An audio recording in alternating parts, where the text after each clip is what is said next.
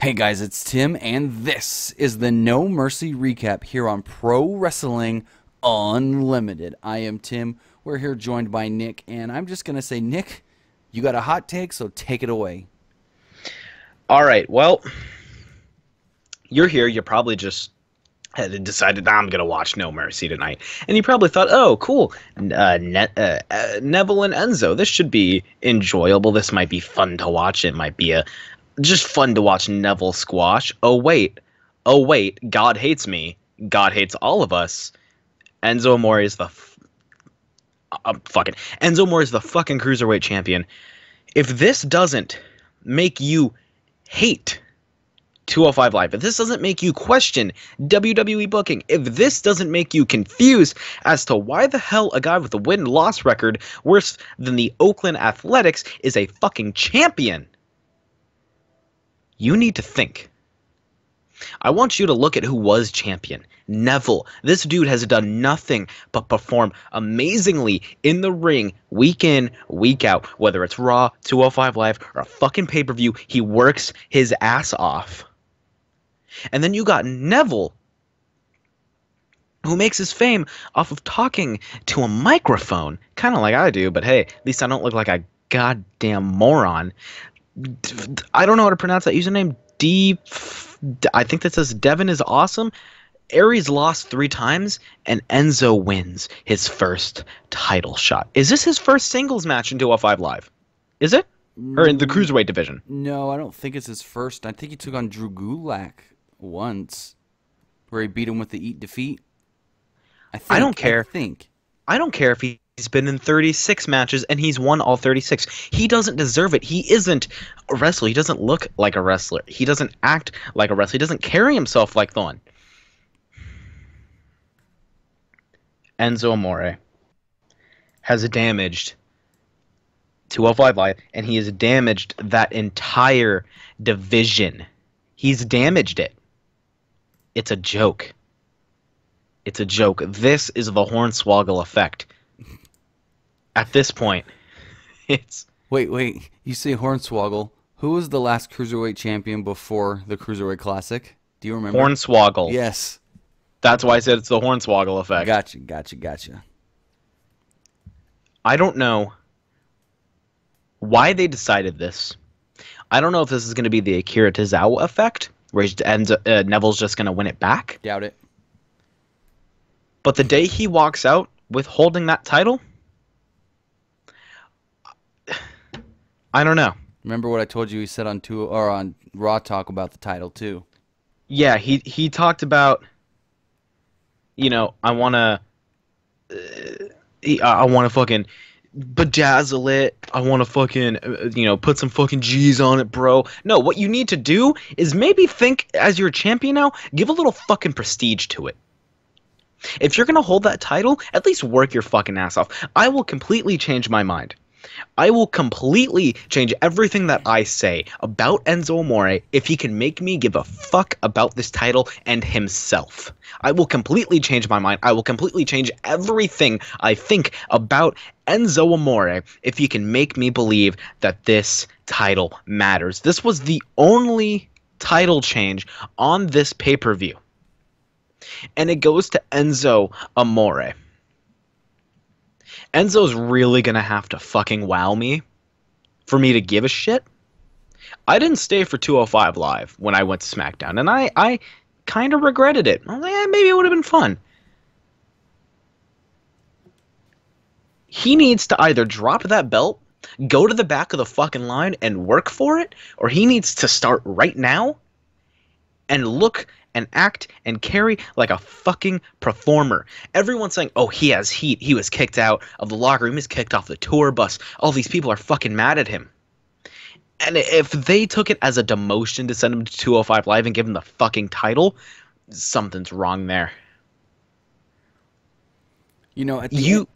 Oh, go ahead. No, okay. Go ahead. I was going to say, at the end of his little thing on Raw Talk, he almost cut a respectable promo when he goes, and if anybody wants a shot at this title, come at me, because I'm going to defend it every single night. And then he winks and goes, with any lady that wants to come at me. Like, really? Noam Dar, Cedric Alexander, Neville, even to an extent, TJ Perkins, Gran Metalik, Enzo fucking Amore. Enzo Amore. I really have no words. If he does not take this seriously, how long does 205 Live have left? Yeah, people are going to flock to the shows to watch him as champion, because goddamn, Enzo's the champion. We didn't think this was going to happen. But now, he has a 3-week window before this. Just like the Hardys did, they have about a 3-week window before they need to fucking do something before that nostalgia effect and before the shock factor leaves. He has 3 weeks, exactly, to either make me care or to make a statement or to be better. If he doesn't do... Go ahead. Here's my question to you real fast. Every win he has picked up since going to the Cruiserweight division, he's actually, I guess you could say, cheated to win. What kind of, baby-face champion does that show? None? Like they say he's not a heel, but he does heel things to win. Like they did a 6-man tag on Raw. He poked Drew Gulak in the eyes and then pinned him. Tonight he kicked Neville in the balls. Like, really? Just... I understand maybe...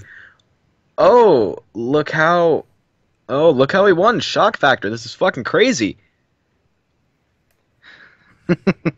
Shock factor lasts for how long? When Jinder won the championship, there was shock factor there. Oh, yeah. How long did that last, Tim? A week? Maybe 2. Enzo winning this title.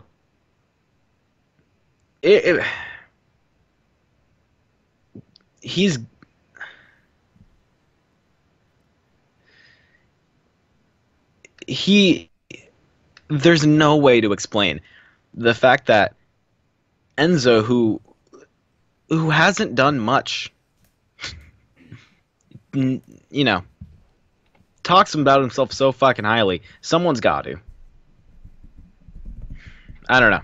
But let's not keep this disappointing. Well, first off, I gotta say thank you to Nicole Ling for her $20 super chat donation. She says, "Hey guys, since yesterday was my birthday, here is a gift for you."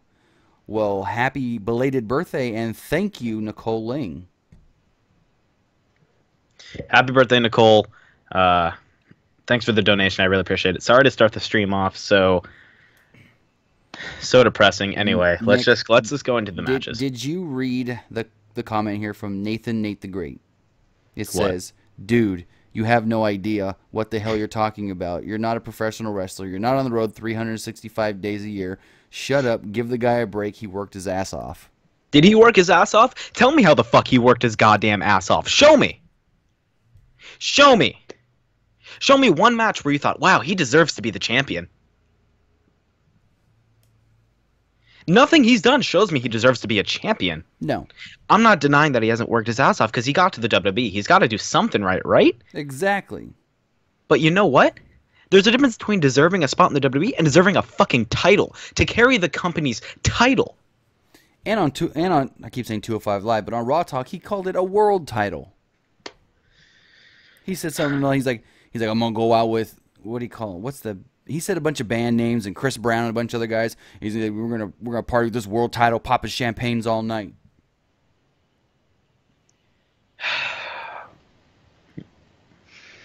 There was so many good matches on this show, and we're going to talk about all the great matches. Oh, yeah. We're going to talk about all his great matches. Trust me, we're going to talk about the cool matches that happened. I just wanted to get this elephant out of the fucking room. I don't know.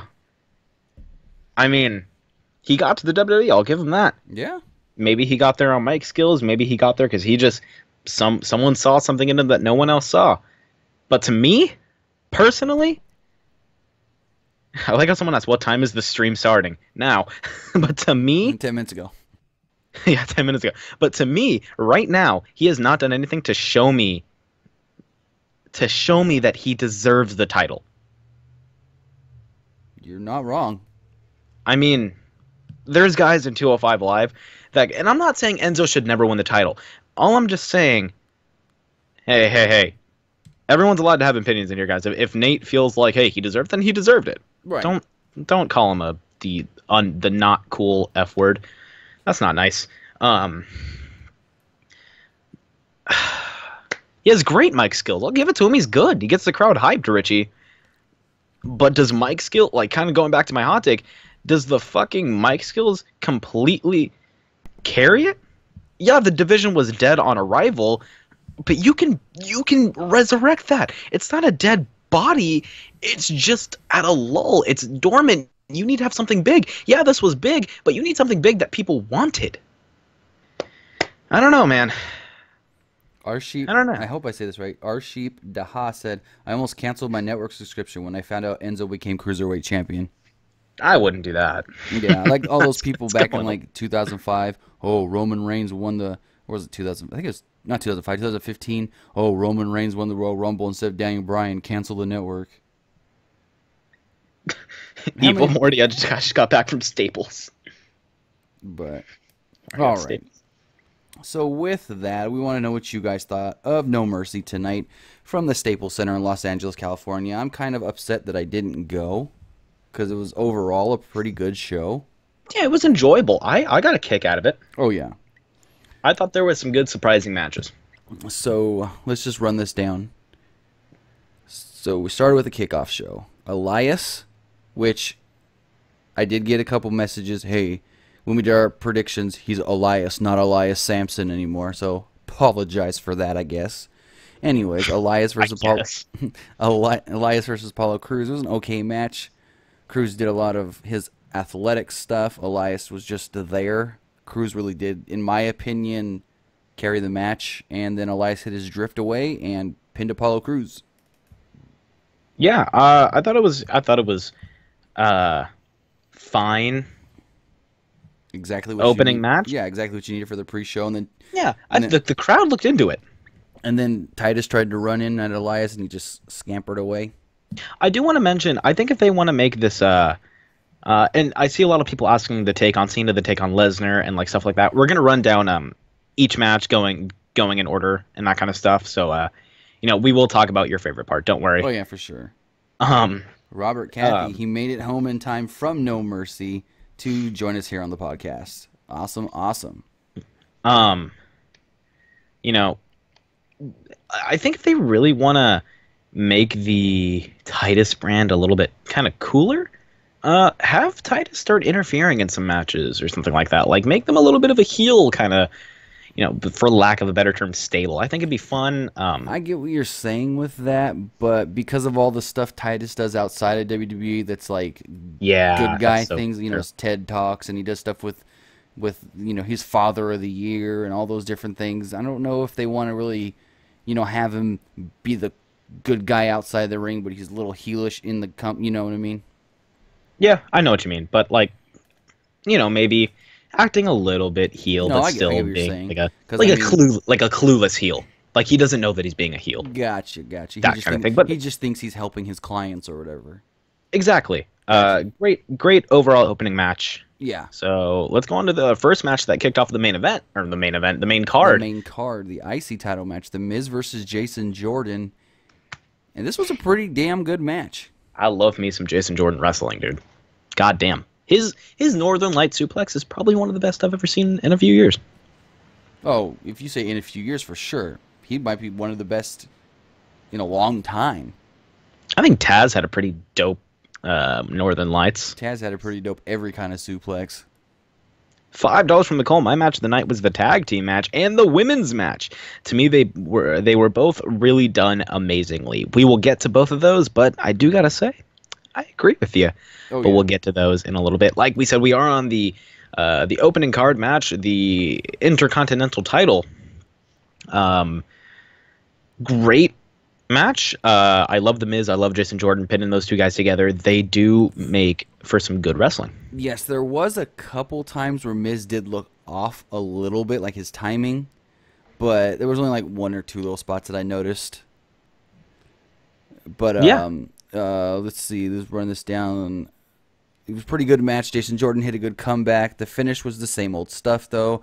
Jordan was on a good little comeback run, hitting overhead suplex after overhead suplex. Bo Dallas went to the top, and Jordan threw him off. The referee went to both Dallas and Axel as they were trying to interfere and hit Jordan. Miz then out of nowhere hits the skull-crushing finale. It was pretty much the Jinder Mahal Singh brother win, where the Singh brothers jump up on the apron, they distract the referee and the other wrestler, and then you come from behind, hit your finisher, and win. Yeah, no, I thought that was Does the Bo Dallas logo on the side of his singlet kind of look like the New Japan logo if you look at it kind of far away? I don't even know. I don't even know what that logo is, but it looked like the New Japan logo. Kermit the Frog says this is his first time tuning in. He's never seen this channel. Thanks for coming by, Kermit. Appreciate it. Question, how do you type if you don't have real arms, Kermit? Uh-oh. How do you type? Are you the real Kermit the Frog? Are you the real Kermit? So what did you think of the little Jason Jordan interview after the match where he pretty much asked for a rematch? First thing he said, I want a rematch, and the first thing I popped in my head was, just go ask Daddy. Don't say that word. That makes me uncomfortable.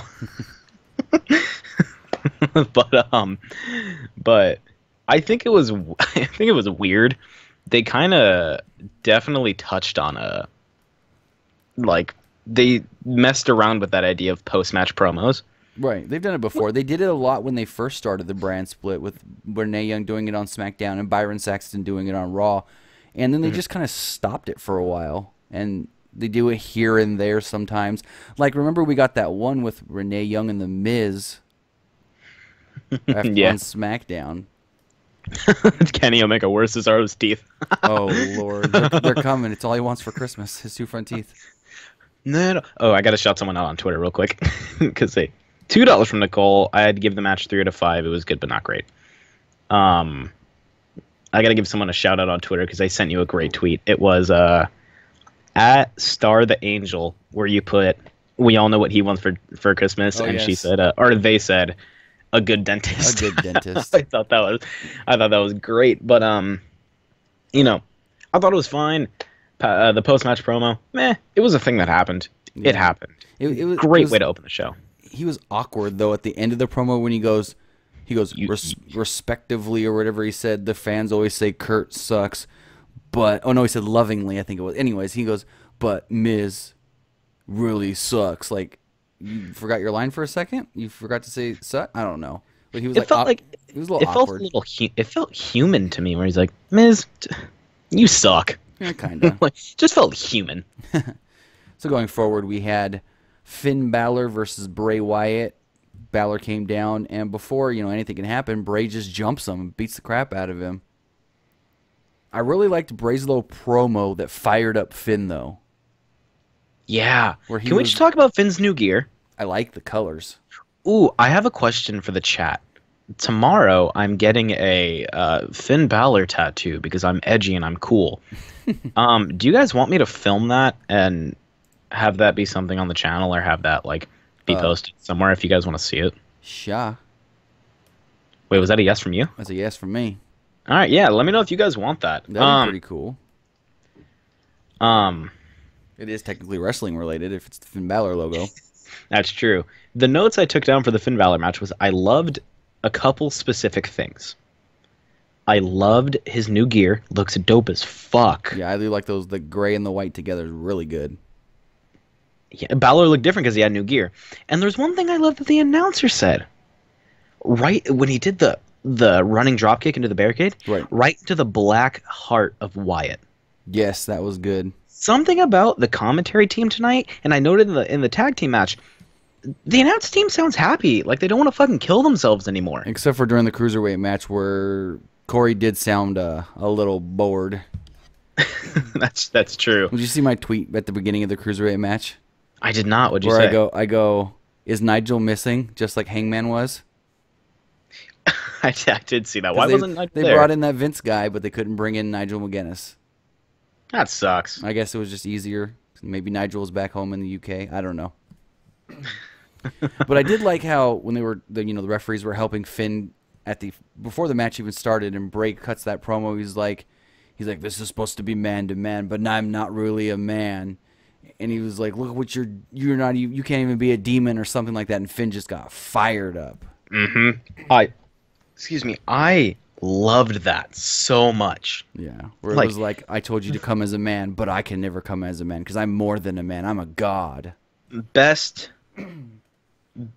match of the feud. Best match of the feud. Oh yeah, honestly, for sure. It was great. There was a lot of what I loved. It was very hard hitting. One of my favorite. That fire truck is not happy at me right now. My favorite move was the. I love his like. It's not a sidewalk slam, but it's like a half Nelson slam into the standing senton. Fucking love that move. And the way Wyatt. It's called a uranagi. It's almost like a rock bottom, but he doesn't fall with it. Yeah. God damn that fire truck. It's called the uranagi. The uranagi into a standing senton is god damn it, this fucking fire truck. Sorry guys. Did you burn another grilled cheese, Nick? No, I burned it with that fire hot take. But yes. And I only burned one side, you motherfucker. I'm just saying. You're the one that told me you lit your kitchen on fire almost. I mean, it wasn't an almost. I did light it on fire, but a little inside baseball. anyways.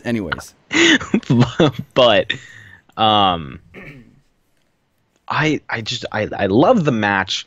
It was a great way to end that feud. Fuck off, fire truck. There was one thing in that match that kind of threw me off a little. It was like, I didn't really like that. Was when Finn was up top and then Bray did the spider walk thing and Finn froze. I thought that was cool. It was like, why are you gonna freeze? It's a perfect time for you to jump on him. Hit your freaking coup de grace there because it's not like he can move out of the way quickly. Is there a safe way to do that move though when he's standing like that? Like that would hurt. Yeah, probably not.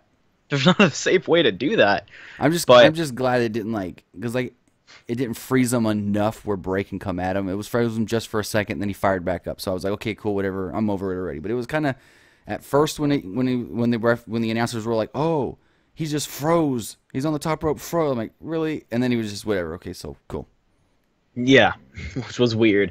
How cool would it have been if you saw? Fuck, dude, we got 103 people watching. If you guys are new, let us know. Yeah, let us know if you're new to the channel, and we'll give you a little hello.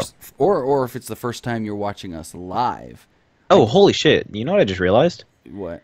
Do we want to run down the match a little bit quicker so we can get calls? Oh yes. Or we can we can take calls in between. Fuck it, let's take a call. I'm going to do one thing. I got to shout out everybody here because last week we hit 40,000 subscribers, and as of yesterday, we hit 41,000 subscribers, 1,000 new subscribers in a week's span. That's awesome. But let's take this call before we go on to my match of the night. You guys are fucking fantastic, and I love all of you, all fucking 41,000 of you. Caller, you're on the air. What's going on? Hello. Caller, you're on the air. What's going on? This is a question for Nick. So, how was the pay-per-view overall? Especially Cruiserweight match. Were you here for the beginning of the stream, dude? Yes. That's how I felt about it. Overall, the pay-per-view was great. I think there was a lot of great matches. There was a lot of just like good things. There was a lot of just fun stuff. And then Enzo Amore decided that he wanted to exist. Yeah, that happened. So I thought the pay-per-view was fine. The Enzo thing kind of pissed me off. But that's how I feel right now. It sucked. I hate it, but I'm gonna see where it goes from here. Maybe it'll change my mind. Yeah, that's what I thought about it, man. When are you guys gonna be on Twitch? We'll probably be on Twitch. I don't know. It's kind of random. Yeah, honestly, we have no set dates. YouTube's just easier, and that's where everybody knows to come since they get notified. Like I said, there's 41,000 people subscribed to the channel, so those 41,000 people are going to get notified, hey, we're live on YouTube. If we go to Twitch, there's maybe 50, people subscribed over there, if even that. So then that's only 50 people that are going to know that we're live there. So, I mean, we want to try and build that up. It's just going to take some time. Yeah. All right. Who's the man that will beat The Miz? The man that will beat The Miz. Unfortunately, it may eventually be Jason Jordan, I think, if they do multiple matches. Mm-hmm. But I think yeah. I don't think Miz should lose until he gets the all-time record of holding it for the longest combined times, because I think he's like second or third right now. All right. Yeah. Okay. If Neville gets the title back, and if Enzo gets his rematch and doesn't win, do you think Cedric Alexander could beat Neville? I think he's a title? I think Alexander is a very believable opponent. I think, yeah, fuck it. I think so. I think Alexander has improved a lot. Oh yeah. I thought that he was the man that was going to beat Neville throughout the whole time, not Tozawa. That was very strange and weird how they put the title on him on Raw. Yeah, the Tozawa thing. Lose on SummerSlam. Yeah, the Tozawa thing was just Vince saying, "Hey, let's swerve some people for a week. This ain't the actual long-term plan, but it ain't gonna hurt anything if we swerve them for a week." Mm-hmm. But then you have now Enzo Amore, Cruiserweight champion. I don't like him as a wrestler. Yeah, I don't either, man. Not many people do, He's but thanks for on the mic. He's better on the mic than he is on wrestling. Oh yeah, that's for sure. But thanks for the call. Thanks for the call, brother. Okay. Holy shit. There's everyone in chat was fucking kind of feeling the same. All right. Everyone in chat felt the same way we did. I don't know what that guy was smoking, but I want to try it. Okay. What a guy. So the other elephant in the room, Cesaro's teeth. In this next match, Seth Rollins and I think they left the room. Oh, Seth Rollins, Dean Ambrose taking on Sheamus and Cesaro with the Raw Tag titles on the line, and this for me was my match of the night for sure. Oh yeah. That spot where, like, if you guys saw my little video, I want to say thank you to Robert Cathy for his $5 super chat donation, saying I would give more, but the damn No Mercy tickets were more expensive than I thought they'd be. Hey, $5 is hey, $1 is good. Sharing this video is good. I appreciate anything that you guys can donate. It just helps us. He had a typo. I think he meant I would give more, but that was damn holy fuck! $50 from Nicole Ling. She said, I got both my teeth knocked out when I was in 3rd grade. A kid tripped me in gym, and I face palmed on the floor, and my face was covered in blood.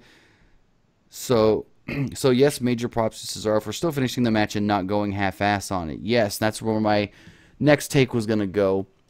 Like I said, if you didn't see the video I posted after that match about Cesaro losing his teeth, Cesaro is a fucking beast.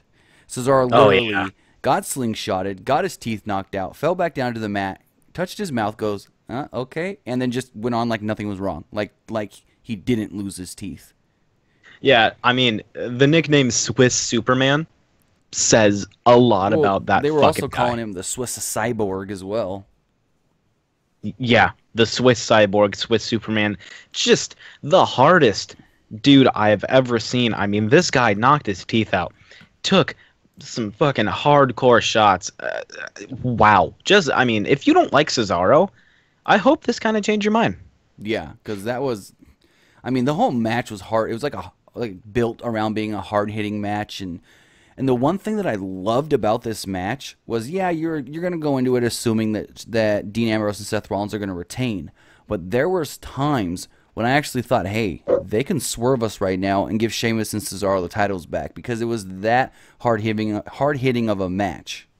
Oh, yeah, absolutely. It was just it was a fucking strong style match. Booker T said this was probably one of the best tag matches he's ever seen. And Booker T is a tag team fucking specialist. Right. I mean, I don't know if I can go as far as saying one of the best ever. One of the best, probably the best WWE tag team match all year. I could probably say that for sure. I mean, yeah, definitely.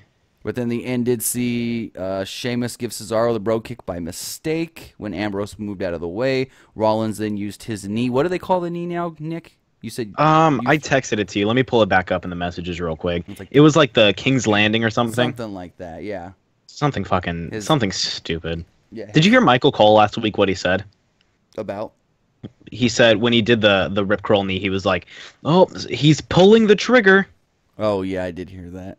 Mm-hmm. Anyways, he hit the knee strike on Sheamus. I'm calling it the knee strike because I can't even call it. No, I don't like that name. The King's Landing. Anyways, he hits the knee strike on Sheamus. Ambrose goes for the dirty deeds and just pins him 1, 2, 3. Like, Jesus Christ, only one dirty deeds? I mean, I guess he did hit the knee and the dirty deeds. What I liked that white noise, which just should be my fucking nickname is White Noise because that's what I am. I'm just a white guy who makes noise. And the white noise, and then the avalanche power bomb. Oh yes, that was pretty. That was pretty dope. That, and then another thing I like was Dean Ambrose popping his shoulder back in by fucking throwing himself into the barricade. It was like, huh, huh, huh. Oh yeah. You think he really hurt himself? I mean, he probably did, but it's fucking Dean Ambrose. I mean, Finn did the same thing. Finn popped his shoulder out, popped it back in, and finished the Universal title match. Couldn't even barely lift his arm. All right, so I've seen this question a few times. We're just going to address it now. 2016 No Mercy or 2017? 17. It was fucking great. Yeah. Let's take this call before we get to take this call. Before we get to the John Cena Roman Reigns match. Do.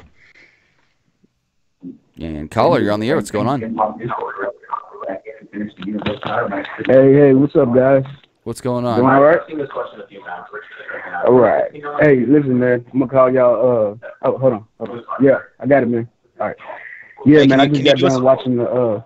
Hey, can you do us a favor and mute the podcast in the background? Turn us down in your background. Oh yeah, sorry about that, guys. Not a good, problem. Man. Hey, what's up, guys? What's going on? All right. First of all, man, this is Antonio calling from Dallas, and man, look, I'm telling y'all, I've been a fan of y'all's for a while. Appreciate Pro Wrestling Unlimited. I check every day, man. Both of y'all are awesome, and what you were saying about Enzo Amore, man, that was awesome too. I think he's good on the mic, but at the same time, nah, man, he don't deserve the Cruiserweight Championship. And anybody who disagrees with that needs to really be into entertainment and wrestling instead of just the entertainment part. But anyways, so yeah, overall, guys, good pay-per-view. You guys are awesome, and yeah, man, I'll be donating real soon to you guys, man. Get paid tomorrow.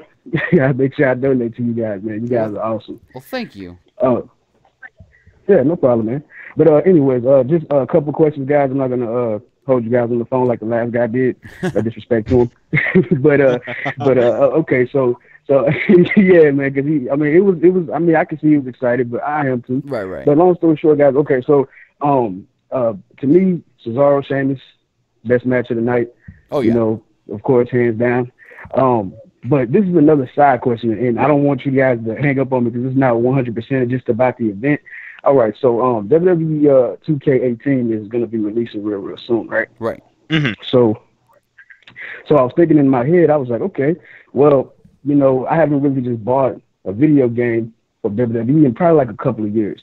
So I was thinking in my head, like the last time I seen it, the Royal Rumble was real like messed up, and like it was just, to me, like you can hear the wrestlers' music and they would come out and you couldn't see them. It was like, I don't know which game it was, but back then when the music used to play, you used to see the superstar coming out and everything. Do you think they're going to like maybe change that this year? Or? Oh yeah, it was fixed last year, and this year with the new carry system, it's going to be even better doing Royal Rumble matches, because now you're not going to have to bring your opponent to the ropes and then do a move to try and get him out. Now with the carry system, where you can like carry a wrestler on your shoulder, you can take them over to the ropes, like walk over with them, and just dump them out. So, that's awesome. Man. Yeah, so with that new carry system, that adds a whole new element to the Royal Rumble match and battle royals, over the top rope battle royals. All right, I got you guys, man. I've been subscribed to you guys for a while. I got the alerts on my phone to all you guys and stuff, my Xbox One and everything. I'm actually still watching the podcast, of course, right now. I think Right I'm now. late a little bit on watching it, of course, when I'm talking to you guys. I know I'm a little late. I don't know where you guys are now. I turned it down. But if you guys are on a different match, are you on a different match right now besides Cesaro and Sheamus? We were just talking about that match. Oh, okay, cool. So I'm not that late. Okay, Right. I'm not that late. All right, cool. All right. So, yeah, last thing, guys, and then I can let you guys go enjoy your night, and I'll finish the podcast. What's the deal, man? Like, going forward with, look, I was reading online. Look, I'm a big fan of WWE. I know every sport has its down point where you'll get a little bit low attendance and, ticket sales won't maybe do that great. You won't sell out every event. But with, John Cena leaving, Brock Lesnar, of course, obviously won tonight. And I like Brock. I like Cena. And for some people who's going to give me flack for liking Cena, all right, I've been actually, liking Cena for a while. I think he's great now. Wasn't always great, but he grew on me. To me, he's great. But, like, with him leaving, going to do movies, and with Brock doing whatever the hell is he's going to do with the championship. But what's going to be, I mean, do you guys think it's going to get a little bit better for WWE, or do you think they're really just going to have to step it up? I mean, obviously, they're probably not going to bring back the Attitude Era, but, I mean, what do you think they're going to do to step it up? Well, I mean, for sure they're going to have to step it up because Cena's going to be gone for the foreseeable future. He's got to go film Bumblebee. He has the lead male role in that movie, so as long as they're filming, he's going to have to be there. And with that, I mean, last I heard, he could be back in time for Survivor Series, Rumble at the latest if he doesn't come back for Survivor Series. As far as Brock Lesnar goes, he's not scheduled for anything going forward. I would assume he works Survivor Series unless it's like a Raw versus SmackDown thing again like they did last year and they don't need like world title matches. If they do something like that again like they did last year, then I may not even assume Brock be at Survivor Series. But then again, they could do, the Raw versus SmackDown stuff, but throw in a Universal title match or something. As far as what they do going forward, I mean, if you saw Raw Talk, John Cena put over Roman Reigns as the next John Cena. Like, he said, over these last 4 weeks, I saw Roman Reigns progress. I saw Roman Reigns grow, and now I believe Roman Reigns could be the guy to take my spot while I'm gone. Cena did address that he's 40 years old, he knows he can't go full-time anymore, and that from here on forward, he's Batman. Only here when that light is shining for him to come back and they need him. Man, I got to go back on the network and watch that, man. I really missed that. He said that about Roman? Yeah, he actually said, when I first came to Raw, I knew there was something in Roman Reigns, but I didn't see it in him. Over these last couple of weeks, I saw it come out of him, and I saw it tonight. He said, the last person I worked with in the ring that had that kind of passion was The Miz. Right. He's right about that because a lot of people, I like The Miz. A lot of people that I'm around that are wrestling fans really kind of don't. They're kind of more nostalgia. They go for the good guy instead of the bad guy. Me, I look at it like this. If you got good mic skills, you're a good wrestler, you've been around for a while, you're dedicating yourself to the business, hey, you know what? I like you.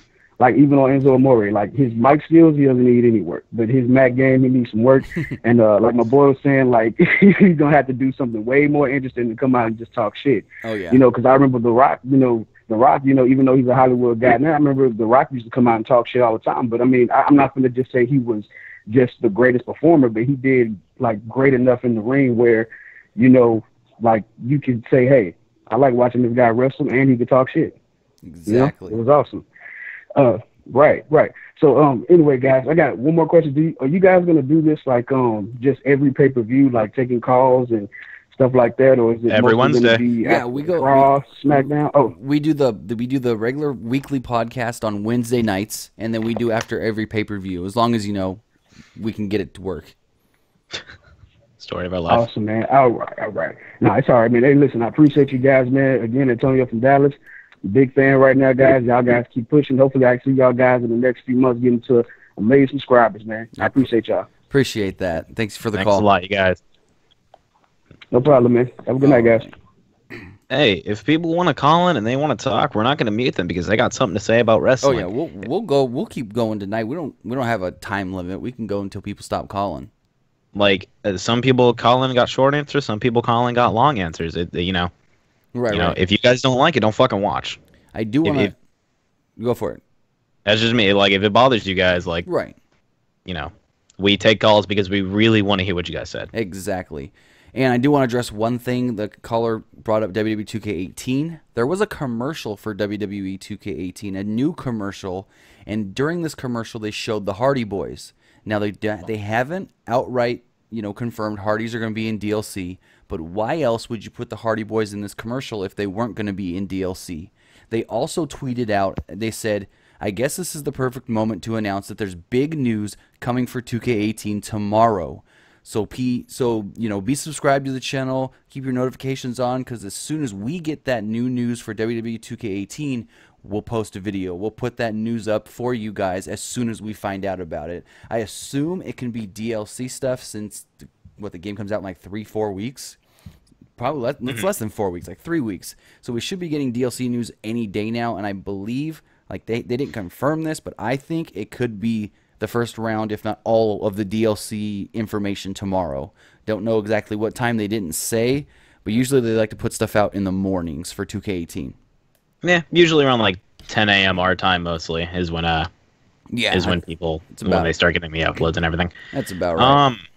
Yeah. Thanks for everyone tuning in, by the way. I know it's late and I guess technically it's a school night, I guess, for some people.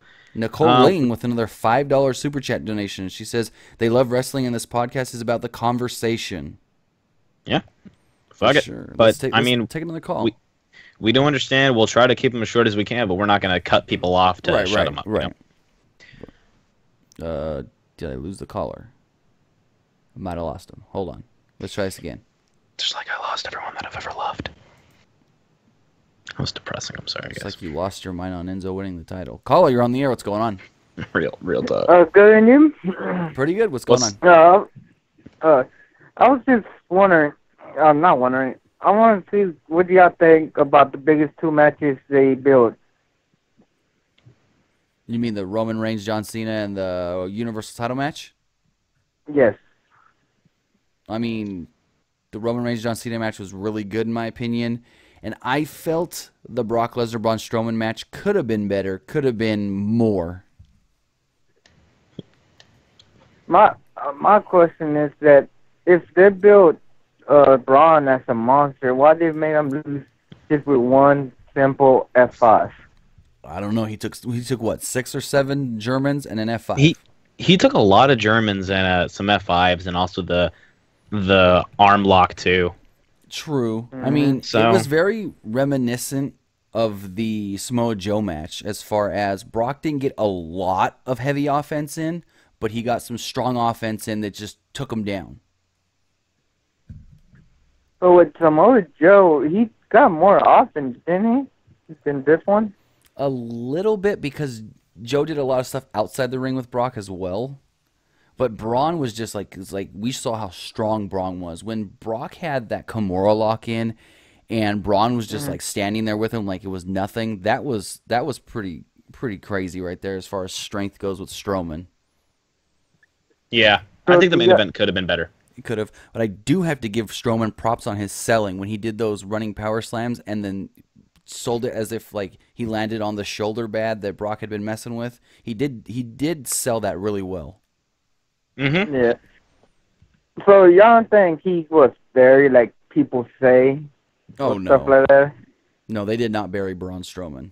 No, they didn't bury him. Don't worry. He's totally fine. Don't worry, guys. A loss does not mean a bury. Berry? Yeah, berry is what I'm looking for. I was thinking of like strawberries. Loss is never a berry. Trust me.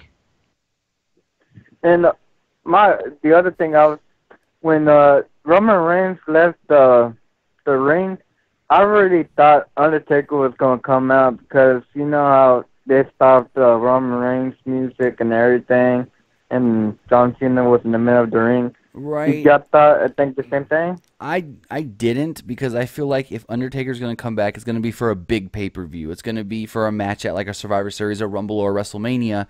And to do something at either of those, it would be too early right now.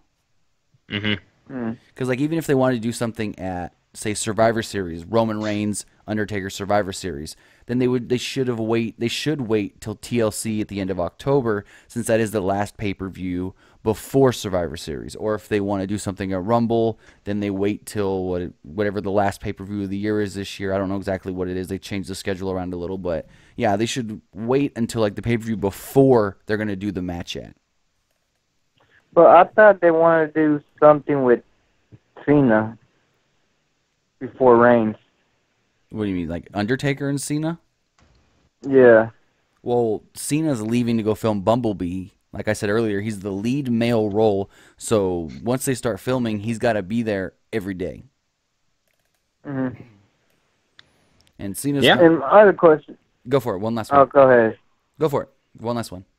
Yeah, I was going to say, I saw your video, about the Shield reunion. Right. How do you think is that going to play? Like, Well, I honestly think they're going to start it tomorrow. Yeah, so you thinking they're going to go against the Mr. Oz? Very possible. Like very possible, since Miz did ask to, host the Miz TV with Roman Reigns tomorrow, and then he said he's going to ask him about his friends and stuff. So I really think that they could set up the Shield versus the Miz and the Miztourage for the TLC pay-per-view, and that be like the big main event match, since there isn't going to be a Universal title match at TLC. Mm-hmm. And the other question was, so you think Roman Reigns is going to take the IC title from The Miz? No.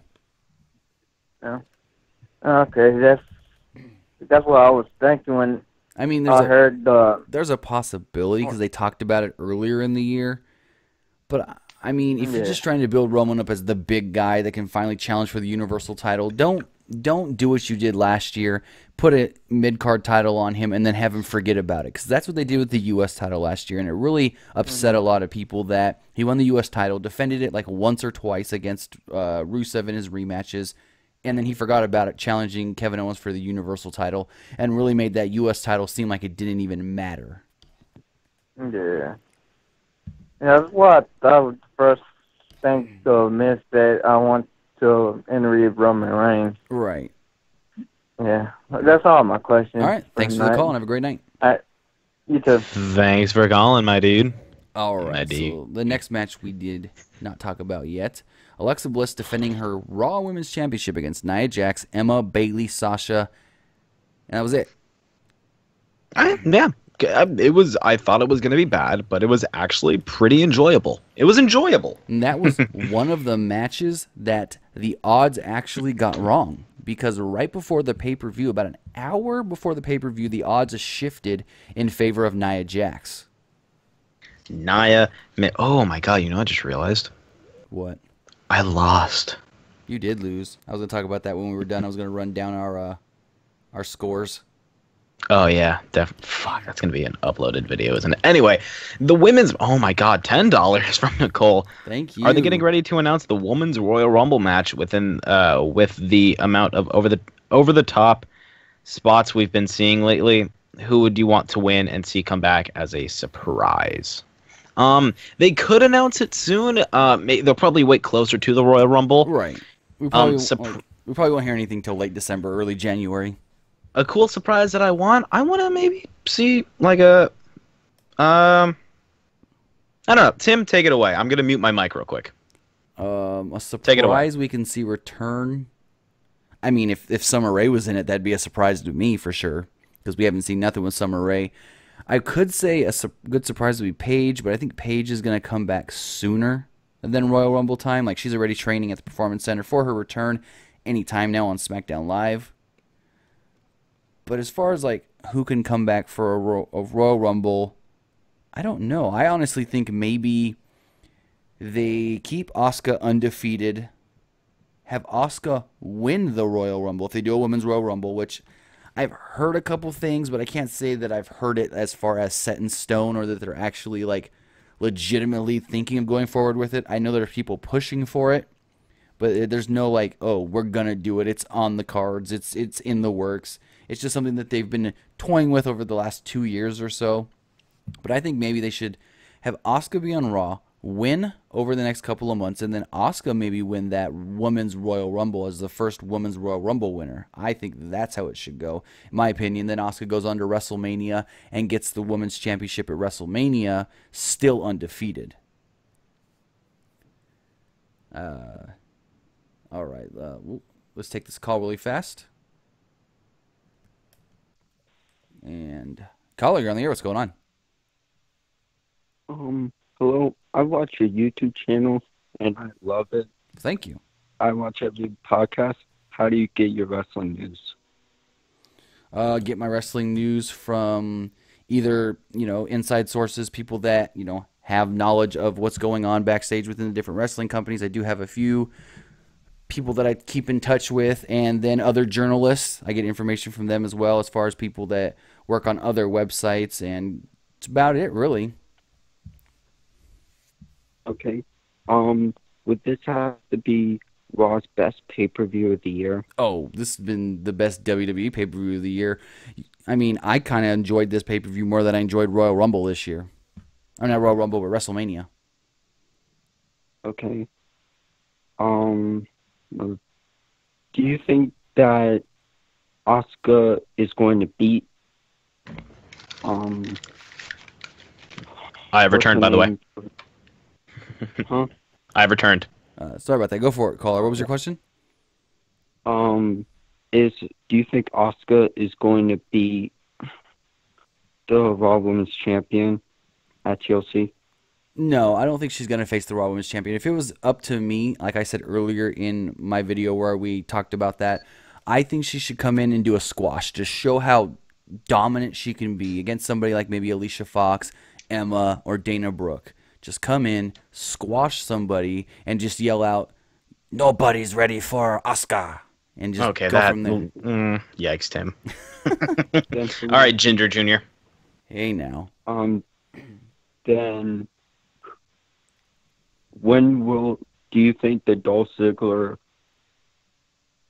gimmick will end when he mocks Bobby Roode? Exactly where they're going with it. Would that be this Tuesday? I couldn't say. It's got to be either if the plan is to do the match at Hell in a Cell, it's either got to be this Tuesday or next. I can see them waiting till next Tuesday and just setting it all up in 1 week. You don't really need too big, because Dolph's been doing this whole making fun of gimmicks thing. I feel like with Bobby Roode coming out and doing his gimmick, you don't really need a big build-up for this feud, for this match, because I don't even know if you can call it a feud, if it will be. But I think even with just a 1 week build, it can be okay. 2 week build may be better, but not needed. Okay. Will Hell in a Cell be a good pay-per-view? Yeah.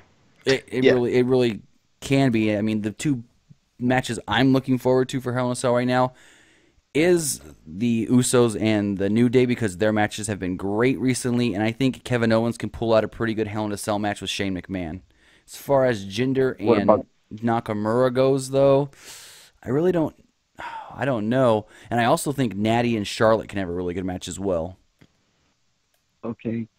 And the vacant NXT Women's Championship, is it going to be Ember Moon or the woman from the Mae Young Classic?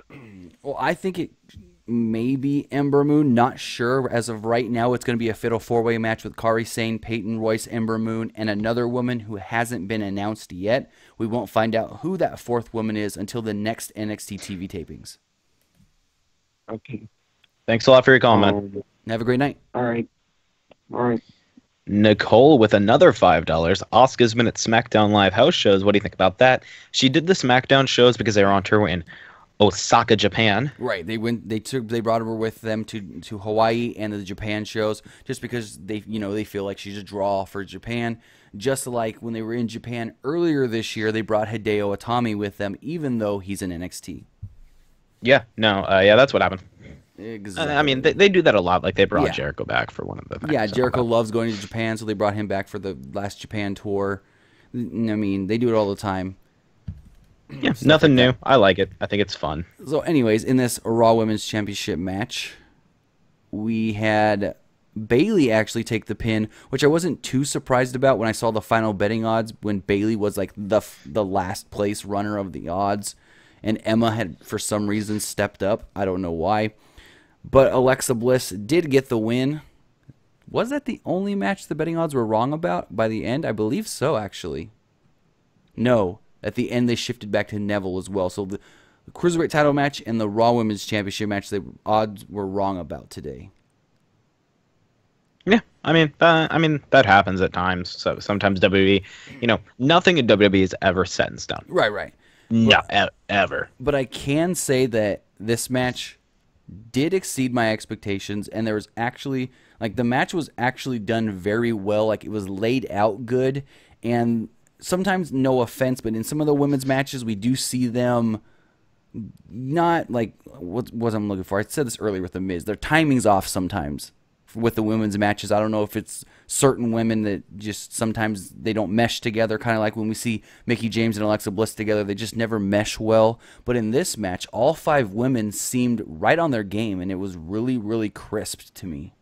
Yeah, no, they definitely seemed like a new kind of fired up. Yes, and they definitely just seemed like this is gonna be like they went out there and they had a good fucking time wrestling, and that's what I love. Even Emma did pretty good. But Nia taking those bumps off the apron, was she twice? Yeah. Especially that power bomb. Ouch. It looked like it fucking hurt. Shout out to Nia. Definitely has improved. Oh, yeah. I mean, she's still got a ways to go, but... Yeah, she's got a ways, but she's noticeably improving. I mean, Emma even looked good in this match, like you said. And, they've kind of been pushing Emma, but they haven't been pushing Emma. And she really stepped up. She showed, I'm Emma. I'm here to play. I'm not just the one that everyone thinks is going to be the one to lose. When it was ended up being Bayley off of a DDT from Alexa Bliss. Kind of like her entrance. It's all about me. All right, let's take another call here. Go ahead. Caller, you're on the air. What's going on? Oh, hey, what's up, guys? How's it going? Hey, all right, so for the whole Enzo thing, yeah, I have no words for that. It's welcome to the club, buddy. Yeah, very, very, very disappointing, honestly.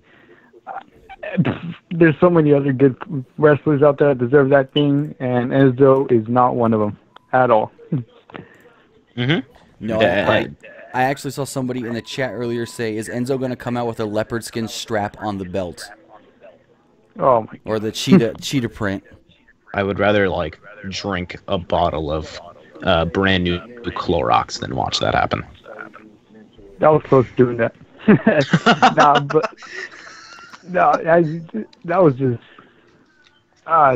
very appalling to me. And I think the crowd, Robert was the one saying that Lesnar and Braun Strowman's crowd was kind of dead. I don't think it was their fault. I think it was mostly because just that Enzo and Neville left a very sour taste in everybody's mouth. It's nah, that's not going right.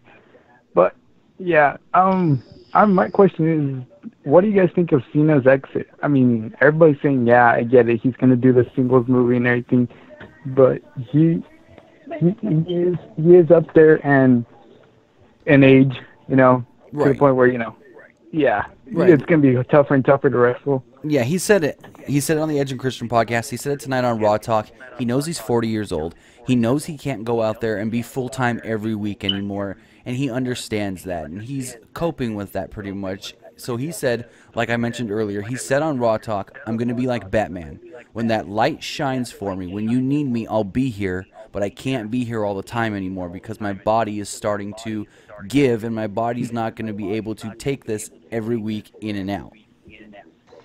Yeah, it's kind of disappointing too, because he is the face of WWE and the one that kids love and everything. So yeah, even though I'm not such a big fan of Cena, it will be kind of disappointing to see him go. But yeah, thanks guys. Thanks for taking my call. That's basically all I had. Not a problem. Thanks for the call. Have a great night. Have a good one, man. Thank you. And one thing Cena said in that promo on Raw Talk that most people didn't realize, that I didn't even put two and two together until he said it, that this match here with Roman Reigns means a lot to him, and there's symbolism to it because in the Staples Center, that is where he won his first world championship against JBL at WrestleMania 21. Huh. Los Angeles Staples Center. Remember, WrestleMania went Hollywood? Wow. Yeah, so he said that this match even means a little more than what people would think because it was the place where he won his first world title, the same building.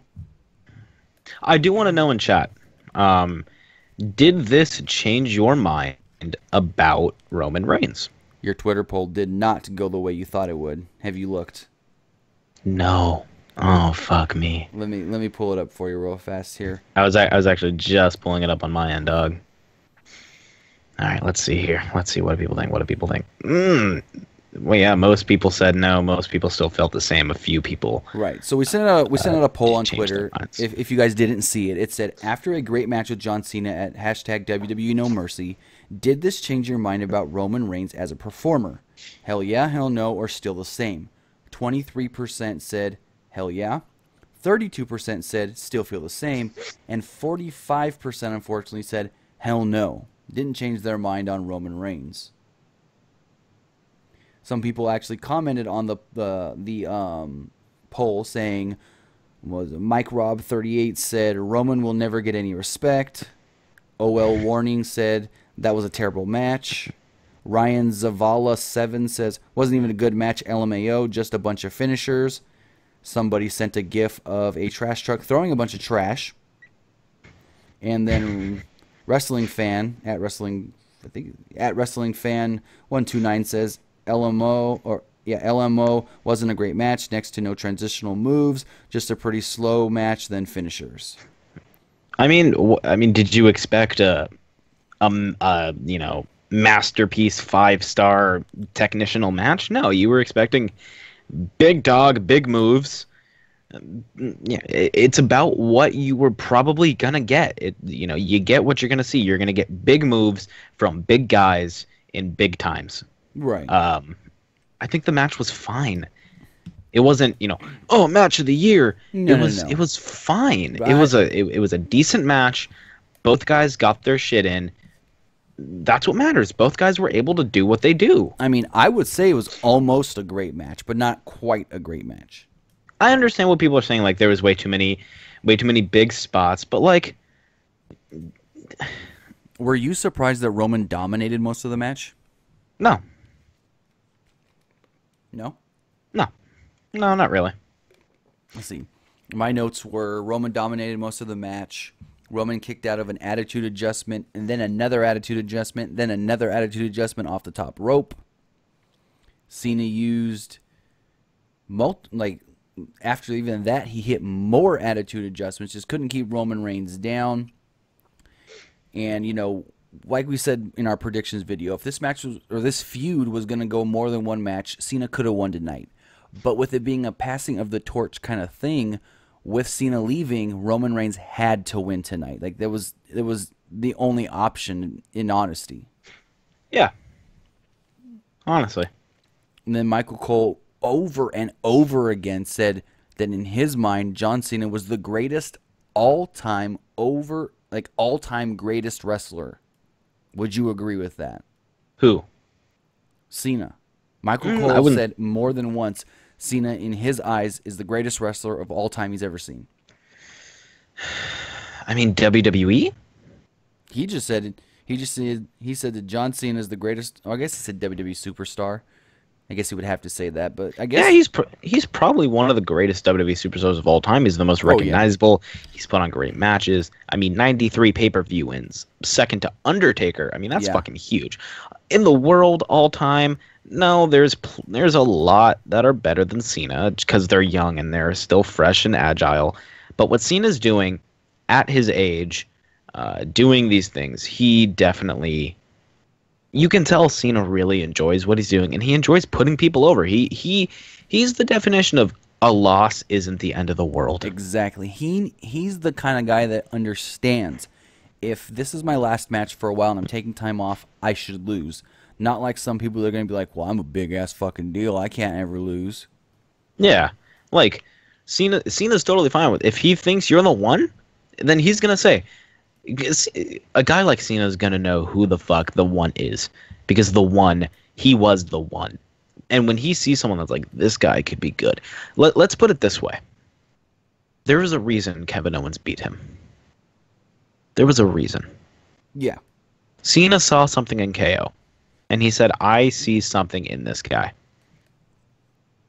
Well, it was like on the pre-show, Renee Young goes, they had Kurt Angle on there as like a guest on the pre-show, and she said, Kurt, in your WWE 24 special, you said that you saw John Cena as the guy that can come and take your spot when you were ready to leave the WWE.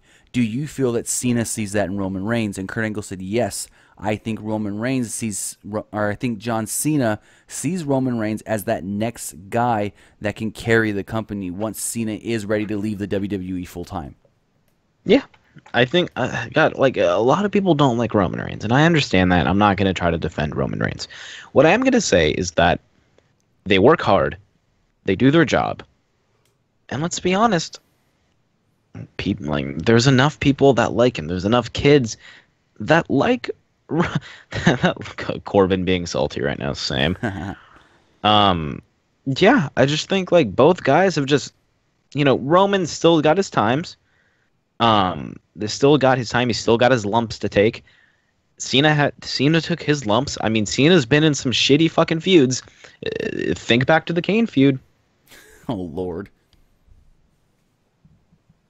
So, Cena's great, and Roman's gonna do good things. I saw a comment in here in chat, and I kind of want to shout them out real quick. Go for it. Basically just said, oh, I like the fans in this chat. They all kick ass. Fuck yeah, they do. Like, you guys are the best. That's for 41K. 41K. Like, that's badass. And we've only been around for 2 years and almost 2 years, 1 month. Yeah, 2 years, 1 month. Now, I'm not trying to bury anybody else, but there's other channels that have been here for way longer than us that we've surpassed. I'm not trying to sound cocky or anything, and I mean, Sean's view. No. He's 100,000 subscribers. Anyways, all paid. Anyway, no, I got asked this question the other day. How do you grow your subscribers so fast? How have you gained 40,000 in just 2 years? And honestly, I don't know. All I do, me and Nick together, try to put out the best content we possibly can with the highest production value. My whole thing is I want my stuff to look professional. I'm, again, not a knock on anybody else, but I'm not going to come out here and just give you a video with a single image. I'm going to make it look like, professional news. If it's a news video, professional news style video. And I want my stuff to look like something you can see on TV. So with that, we just try to put out the best, highest quality, best produced stuff possible. And I guess that's our secret. You put stuff out that looks as professional as possible, and it gets the subscribers. I mean, let me know in the chat if that's what you like, how our videos, look highly produced, how our videos, we take the time to not just record and then throw them out there, but we, literally, we record every video, then I go through and I edit the audio and the images. So I literally, if it's one of my videos, I listen to it 2 or 3 times before it goes up on YouTube. If it's Nick's, he records it, then I take it, I listen through the whole thing, edit the audio, add the bleeps when Nick does his cussing and all that. So I don't cuss. Come on. I'm just saying. Hey, you got to know that I listen to all your stuff because I bleep out your stuff. That's true. He's the one. He's the reason that I don't have any cuss words. But yeah, hard work fucking pays off. I just cussed right there. Hard work pays off. We're on a live stream. Live streams are fine. But yeah. What I want to know is, real quick, just want to shoot this question at chat. What do you guys want to see? What do you guys want to see us post on here? Like, what kind of videos do you want? That's always been one of my main things of the channel. We're fans making videos for other fans. So what do you guys want on here? We will try to create content that you want to watch. We don't want to put out content that you don't want to watch. If you go through our channel and you look through our playlist, you'll see there's some playlists like 1 video, 2 video. If you guys weren't interested in it, we didn't continue doing that style of video or that series or whatever. Yeah, like, if there's a series that you don't like, if there's series that you see on other channels that you think maybe we should try, and maybe we should put our own spin on it. I mean, we're totally down. And if you guys ever want to try and do something with us, Like if you want to make a video with us or for us or join us here, host a podcast with us or something, hit us up on Twitter at PWUnlimited or email us prowunlimited.com. And just, you want to write for the website, pwunlimited.net. We're always looking for more people to help us out there as well to get more content on the website. So, I mean, if you guys want to help us out, if you guys want to work with us, we're more than willing for it. But let's take this call here. Fuck yeah, let's take this call. Oh. And a caller, you're on the air. What's going on?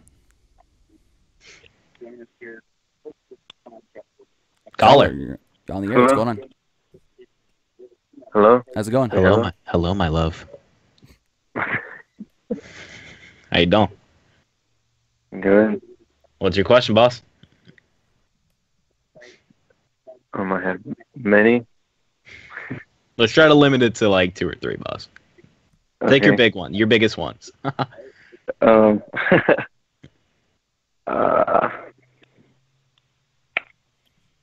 what do you think about Elias Sampson? Come on, man. You got to be prepared if you're about to call in. You got Yeah, people. I know.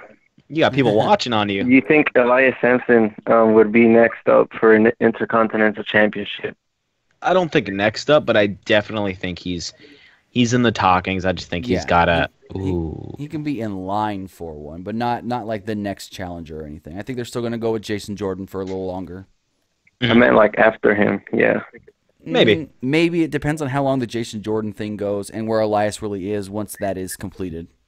Yeah. Because if the plan, like we said earlier, is to possibly do Miz and Miz Taraj versus the Shield, then that could actually prolong doing another Jason Jordan match with the Miz. All right. Yes. How dumb? I know it's funny, but how dumb did you think about Bayley being in the Fatal 5-Way? I think she came back way too early. Fans kind of gave her a good reaction tonight, but I felt like she needed to be out of action for a lot longer because of the way they've been burying her. And then she comes back here and takes the pin. That was not the right move to do if you want Bayley to be any kind of a, lovable baby face. Yeah. Thanks a lot for your call, man. Thanks for the call. Have a great night. All right. That right there is a pure definition of like, oh god, I didn't think they'd actually pick up the phone. Shit. I do that. I've called into one radio show. It was a 95.7 The Game. I called in and like my one of my fucking idols, Damon Bruce, picked up and I was like, I was super nervous. So in the chat, you asked what people want to see. They said they want to see us on cam. Unfortunately, at the moment, let me see something really fast, guys. I have a MacBook Air 2011, and the camera looks about as good as my will to live. At the moment, I'm on a crappy computer that can only run like the classic version of OBS to do this stream, and it doesn't even like. I might be able to use my camera with it. I haven't checked yet, so I might not even be possible at the moment until I do get a new computer, which I have no clue when that will ever be. Yeah, how about this?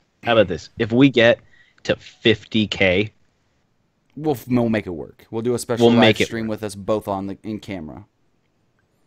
You guys might actually never want to. I'm scared they might like unsub if they see my face. I was on camera the other day when we did I actually got to plug this really fast. WrestleCrate. WrestleCrate is a sponsor here of Pro Wrestling Unlimited. If you guys want to go check out our unboxing we did for the September 2017 WrestleCrate, you can do that. It is on the channel. I will put it in the link of this the description of this video, this live stream. Can't talk right now. Anyways, WrestleCrate gave us some great things this month. We did an unboxing video. You see me in that video, so there's where you can see my ugly mug.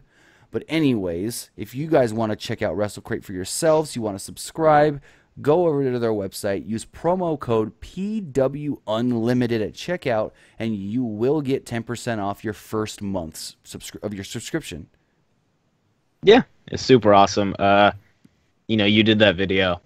There was a comment on there that did not like you, Tim. Oh yeah, I saw that. That was not nice. Oh, like I said, my ugly mug, whatever. Dude, honestly, like, who fucking cares? I mean, WrestleCrate sent some good stuff out this month. We actually got a action movie starring John Morrison. And is that a Boone? yes, They did? and what I loved, Morrison literally, not only did he also send us like a mini movie poster with his signature, but on the back, I assume this is on everybody's, he wrote a letter asking people if they like the movie to go to IMDb, to go to Rotten Tomatoes, to go to iTunes and rate the movie so that way they can actually put the movie out worldwide. Written, if you go to the I'll put a picture up on Twitter in a minute of it as well. But if you go to the video, I have it on the video. He actually wrote a letter on the back of every single one of these little mini posters that he also autographed, which is like that had to take a long time. Yeah, no, definitely. They actually did a screening for his movie here in Oakland a while back. Yeah, I think, How old are you? How old are you again? 28? 28. I was saying in chat. Someone asked how old we were. Yeah, but yeah, I think I'm gonna watch that movie sometime this week, and then I'll review it for you guys here on the channel to let you know if it's worth your time. I haven't heard anything about it yet, so I think I'll crack open the DVD and check it out. Crack open a DVD with the boys. You want to take a call? Yeah, we actually got one right now. Lega. All right, take this call and then we'll review the next match. But caller, you're on the air. What's going on? Hey guys, how's it going tonight? Pretty good. So I just want to. I gotta go. Hey, I'm the one who's donating all the money. You should not That's true. be mean to me. I That's probably true. Appreciate that.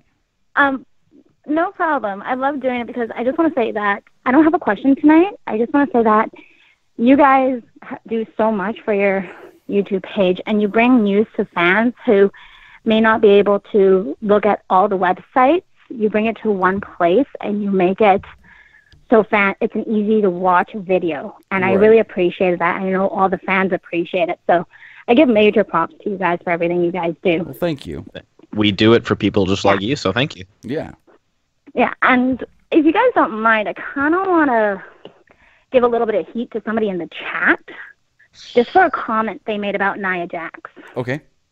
Yeah, fuck it. It was about the title not sitting around her waist. I think that's kind of a real asshole thing to say. Did the world title fit around Big Show? It doesn't matter what size you are. That's an asshole thing to say. Nia Jax is beautiful. Yeah, she's plus size, but she's comfortable in her skin, and you don't need to be a size 2 to be a female wrestler. Now, here's a question I got for you. Did you know that when Alexa Bliss first won the Raw Women's Championship, no, the SmackDown Women's Championship, they actually had to have a new title made because it was too long. When she held it over her shoulder, it actually looked too big on her, so they actually got a shortened version just for Alexa Bliss. Yeah, and I think that's good because it made it, okay, so it's too big for you, we need to make it smaller. But to me, it's like it made it look weird, and that's why they did it. With Nia Jax, I just think it was an asshole comment. I just really needed to. Yeah. It's not cool. To that, it's really not to cool. that person. No, I just think that it's people like that kind of person who make it very hard for any female to exist in society because you're always looking at their size and not what type of person or competitor they are. Let's just not forget that Nia Jax could probably beat the fuck out of every single person here, including Tim and myself.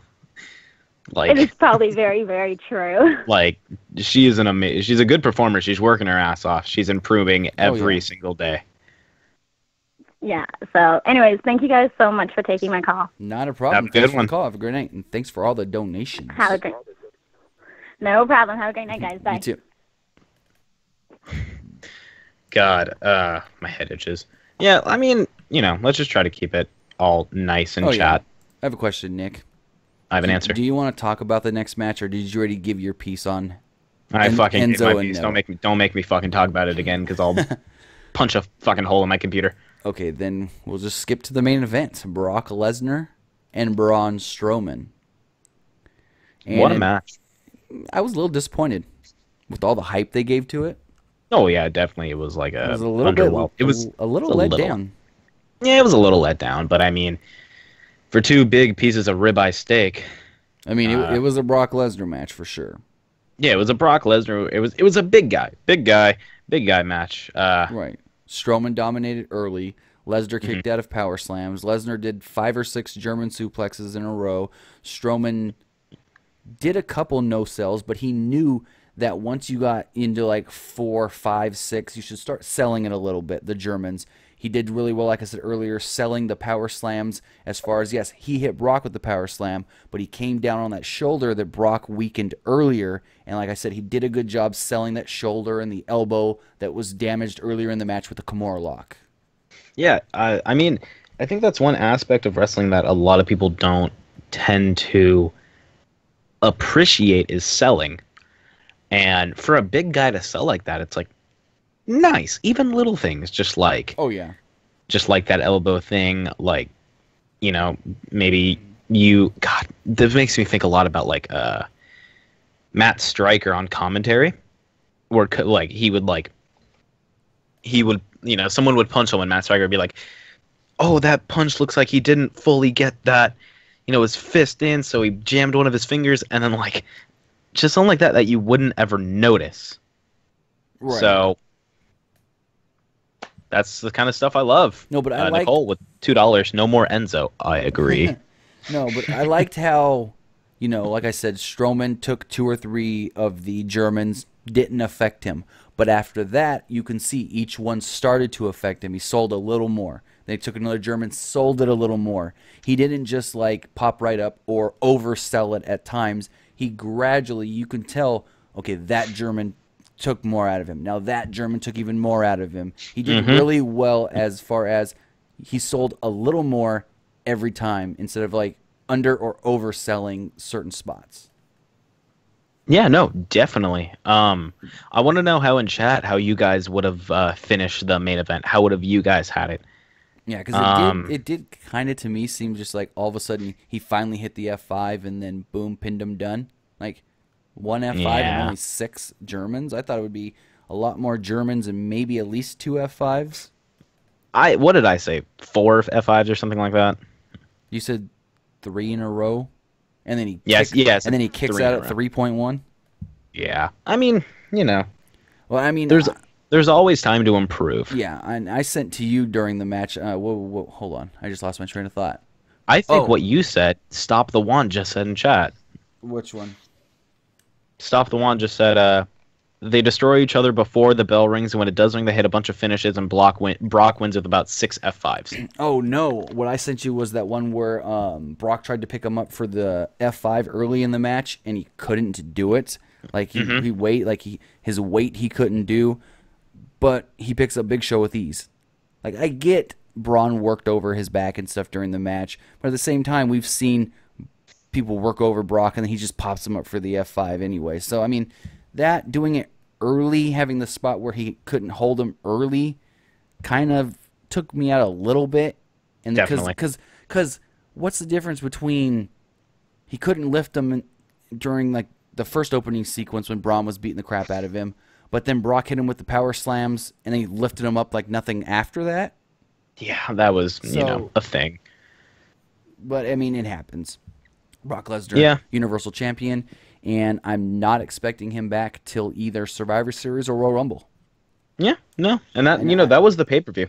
I mean, that was really the pay-per-view. I mean, I know people are going to be upset with that, like, oh, your world champion needs to be on TV every week, or at least every other week, or multiple times throughout the month. But Brock did this before in 2014. I mean, people gave crap there, but they ended up liking it because every time he came back, he had good matches. He had good matches with, like, the triple threat at Royal Rumble 2015 was Cena and Seth Rollins and Brock Lesnar. Really good match. And so, I mean, but if you guys do, that was No Mercy. If you guys want to call in and give your takes on No Mercy, you're gonna take this call right here. You can. Phone number is on the screen, 559-475-8473. Caller, you're on the air. What's going on? Hey, Tim. What's going on, man? What's going on? I guess I'm not part of this conversation then, huh? Part 2. I'm fucking hurt. What'd you think of No What's Mercy? Going on? I'm just kidding, man. You're a good guy, too. But yeah, what you guys do? You guys been having a good night? Yeah, what'd you think of No Mercy?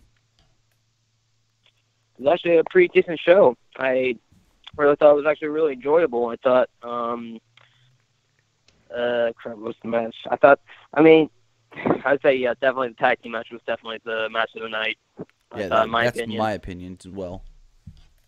Yeah. I think the second match of the night was probably Roman and Cena, I think, definitely, because I think they put on one heck of a show, too. So I thought it was a pretty good show. Yeah, I mean, it was a good pay-per-view. It warrants watching. It was fun. Well, it was hard-hitting. Enzo Amore can fucking die for all I fucking care. And I just loved the pay-per-view. Pretend the Cruiserweight match never happened. Eliminate it from your minds. It was a great pay-per-view. Right, like I said earlier, I think when Nick stepped away, I said that I almost enjoyed this more than I enjoyed WrestleMania this year. Yeah. Yeah, I mean, to be honest, I know Nick might not be agreeing with me, but like when the match was over, when Enzo did that low blow, it kind of made me laugh for a second. Like, oh, I fucking really? cried. I cried. I was just like, God hates. I thought it was over when he hit that DD or the DDG. Oh yeah, we didn't even talk about that. Good. We don't need to.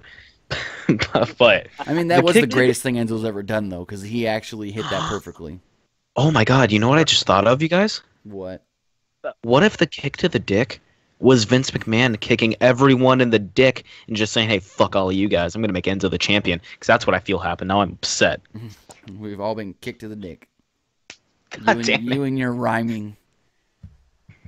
Did I rhyme? Kicking dick. To be honest, I have no idea. You're like the next Jeff Dillman to me because you're so funny. Thanks a lot, man. I appreciate that. Well, no problem. Thanks for your call, dog. No problem, man. You guys have a good night. Have a great night. You too. Actually, no, I've never heard that guy announce. That's the first time for him. Yeah, we didn't talk about this, but Enzo said on Talking Smack, this is the last thing I'll say about it. I think it was Renee Young. It was either Renee Young or Jerry Lawler. Said something about the DDT. Oh, no. He said that when he saw Enzo climb to the top rope but turn his back, Neville climbed to the top rope but turn his back to him, he felt disrespected and that Neville got cocky.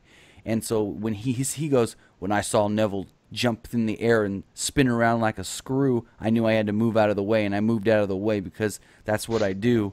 And then they stopped showing the replay. He goes, why wouldn't you show that awesome DDG that I hit off the top rope? So yeah, he's calling it now the DDG instead of the DDT. I actually kind of liked the move. It actually looked kind of cool because he did get some good hang time with it. It did look kind of cool. That's the only good thing I've ever seen Enzo do. I mean, when he concussed himself against vaudevillains. Oh, that's fucking mean. I wouldn't even go that far. Hey. But I don't want to end the stream. Let's just keep fucking rambling about shit at this point. If people want to talk, take another call. Fuck it. Yeah, we got a call right now? Yep. And fuck it. At this point, call what the fuck you guys want to call about. Call, you're on the air. What's going on? Oh, yeah. Hey, what's up, guys? What's going on, Robert? Hey, what's going on? So how was it being there live? The crowd was dead. Really? I'm telling you, they were cool. I'm telling you, after the Cena Roman match, that's when everything pretty much died down. I mean, for the Brock Strowman match, they weren't really all that excited. I mean, after that match, my kid, it was his birthday, that's the only reason we went to it. Mm-hmm. He said, man, you should have just got me a DS instead. I was like, wow. Yeah. Hey, Nintendo DSs are nice. They don't have any Enzo on them. Yeah, see, that's what I'm mad about. I spent money to watch Enzo win the title. Man, I might as well took my money and threw it out the window. Honestly, at this point, fuck Enzo. I know. If I had known that, I should have had Nicole Lane pay for my tickets instead of giving it all to y'all. Oh, too. Wow. I'm telling you, man. Good Lord. But anyway, man, I'll tell you, in the audience, we didn't even realize that Enzo lost his teeth. I thought he got bladed or something until until he did something. I was like, wait a minute, I think this man lost his teeth. Oh yeah, with If Cesaro? nobody even noticed, we thought he bladed. Yeah, Cesaro. When he Yeah. lost his teeth, I thought he bladed. I was like, man, they blading again now when they start doing this. Right, because when they first showed it on TV, you know, he got slingshotted where he actually knocked his teeth out, and he kept on going. So you didn't realize that that's where he knocked his teeth out, and then he starts doing the following sequence with Seth Rollins, and it looked like he had a busted nose because he had a lot of blood right there above his lips and his nose. So to me, at first, I thought he broke his nose until he opened his mouth. But but the messed up thing, even from where I was sitting, I mean, that slingshot, it looked like he just took a crazy leap. It just looked like he took a leap. It didn't even look like like he was even trying to, mask the slingshot. It just looked like he just took a jump. Right. And I think he jumped too high, and he hit hard. Because you heard it. I was like, wow. And I'm sitting there like, man, them WWE sound guys is on point. Man, I heard that. And then come to find out that wasn't the case. The man had lost his teeth. And I was like, wow.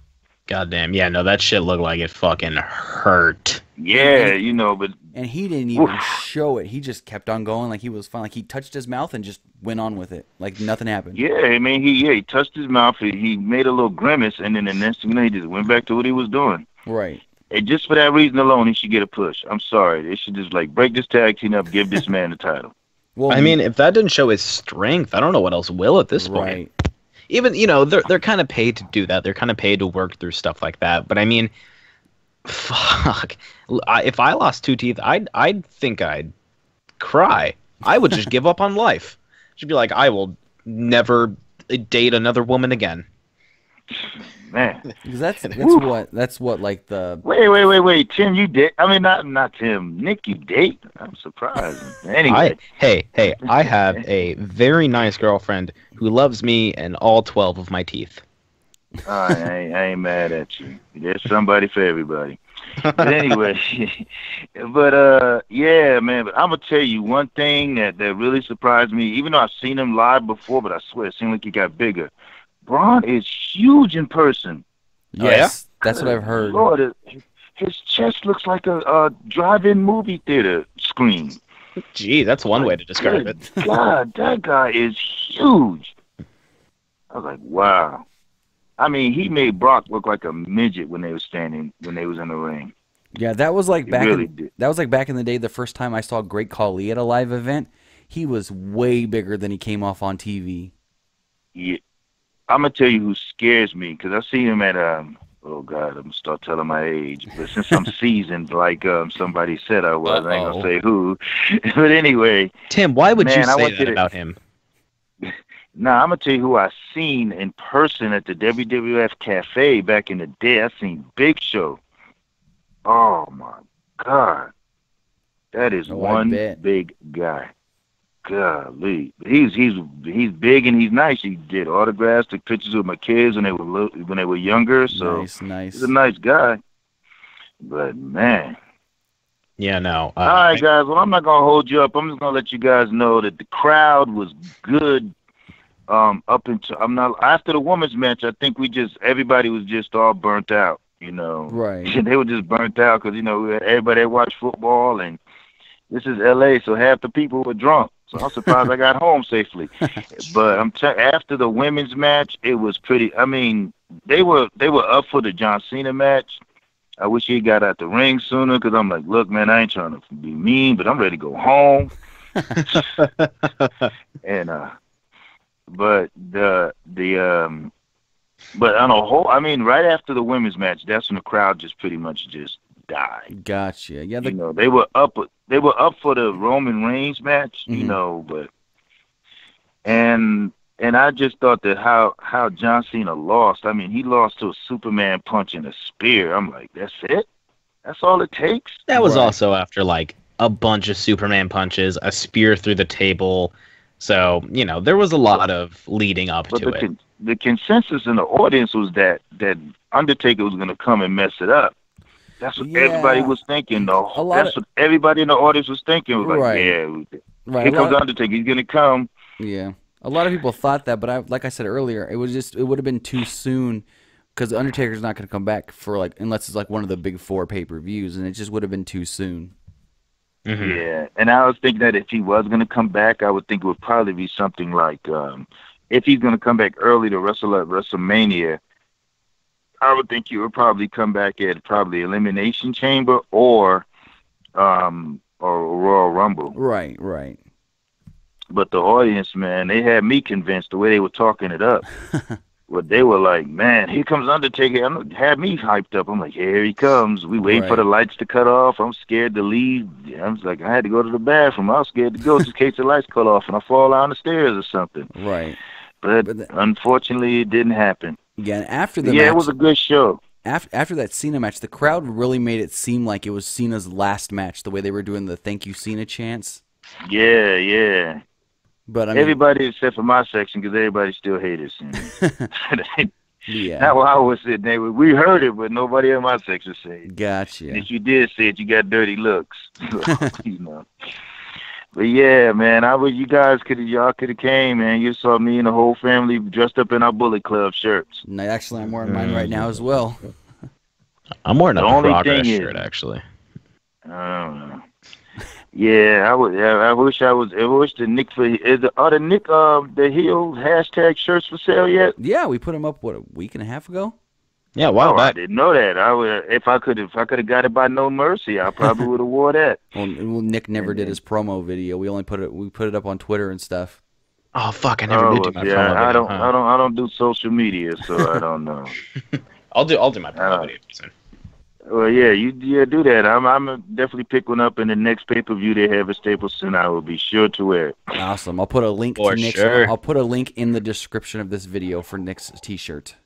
And I did get me. Because I told Tim I was gonna wear my PW shirt, which I did. I wore that to a pay-per-view. Yep.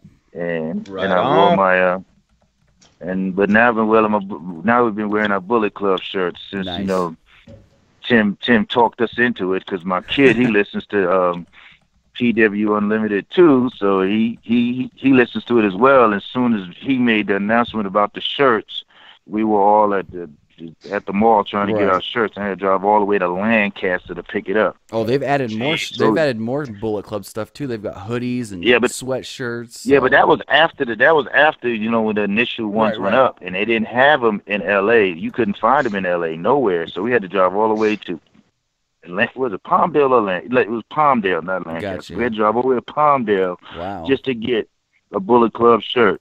That's just crazy. so I could wear it to that pay-per-view. No, it was a Raw I think we were going to. Yeah, that's right. You said it was the Raw. Yeah, we went to a Raw and we wore the T-shirts there. And it was messed up because we kept getting stopped. Like, where'd you get these shirts? Where'd you get these shirts? Right. And I'm like, man.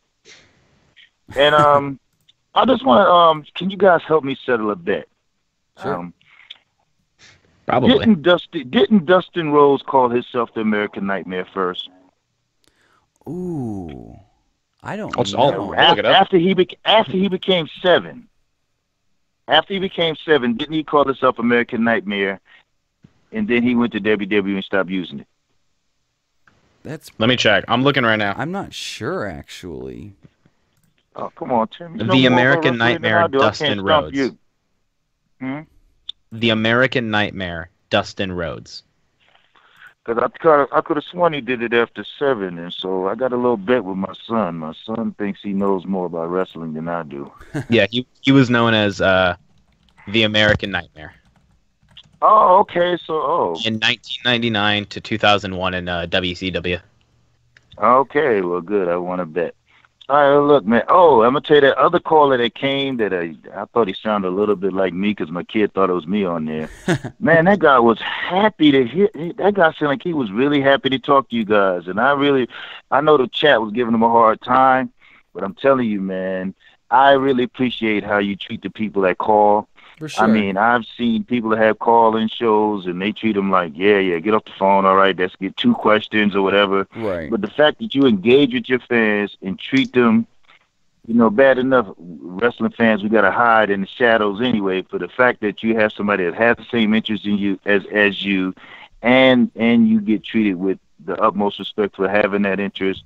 You guys, I really take my hat off to you guys. Appreciate that. That's one thing we really want to do. Let me rephrase that. I take my hat off to you, Tim. I mean, Nick's still a heel, But no, that was one thing that I really wanted to do with doing live stuff, is having a platform for other people to be able to call in and give their opinions as well, and not just like, oh, you have a question, what's your question, I'll answer your question, but be able to actually give their opinions on things, not just ask questions.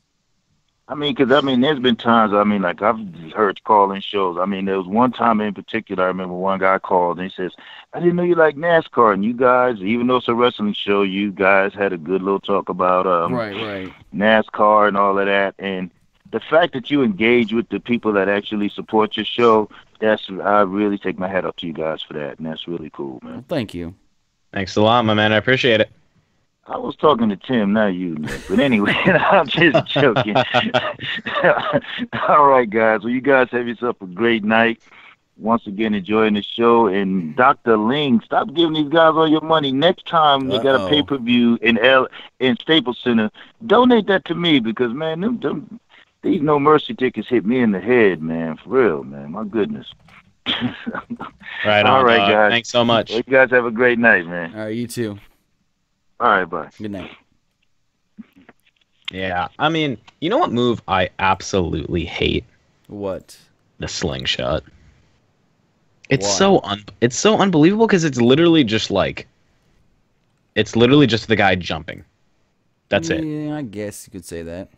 Like, it's just like it kind of forces us to suspend disbelief.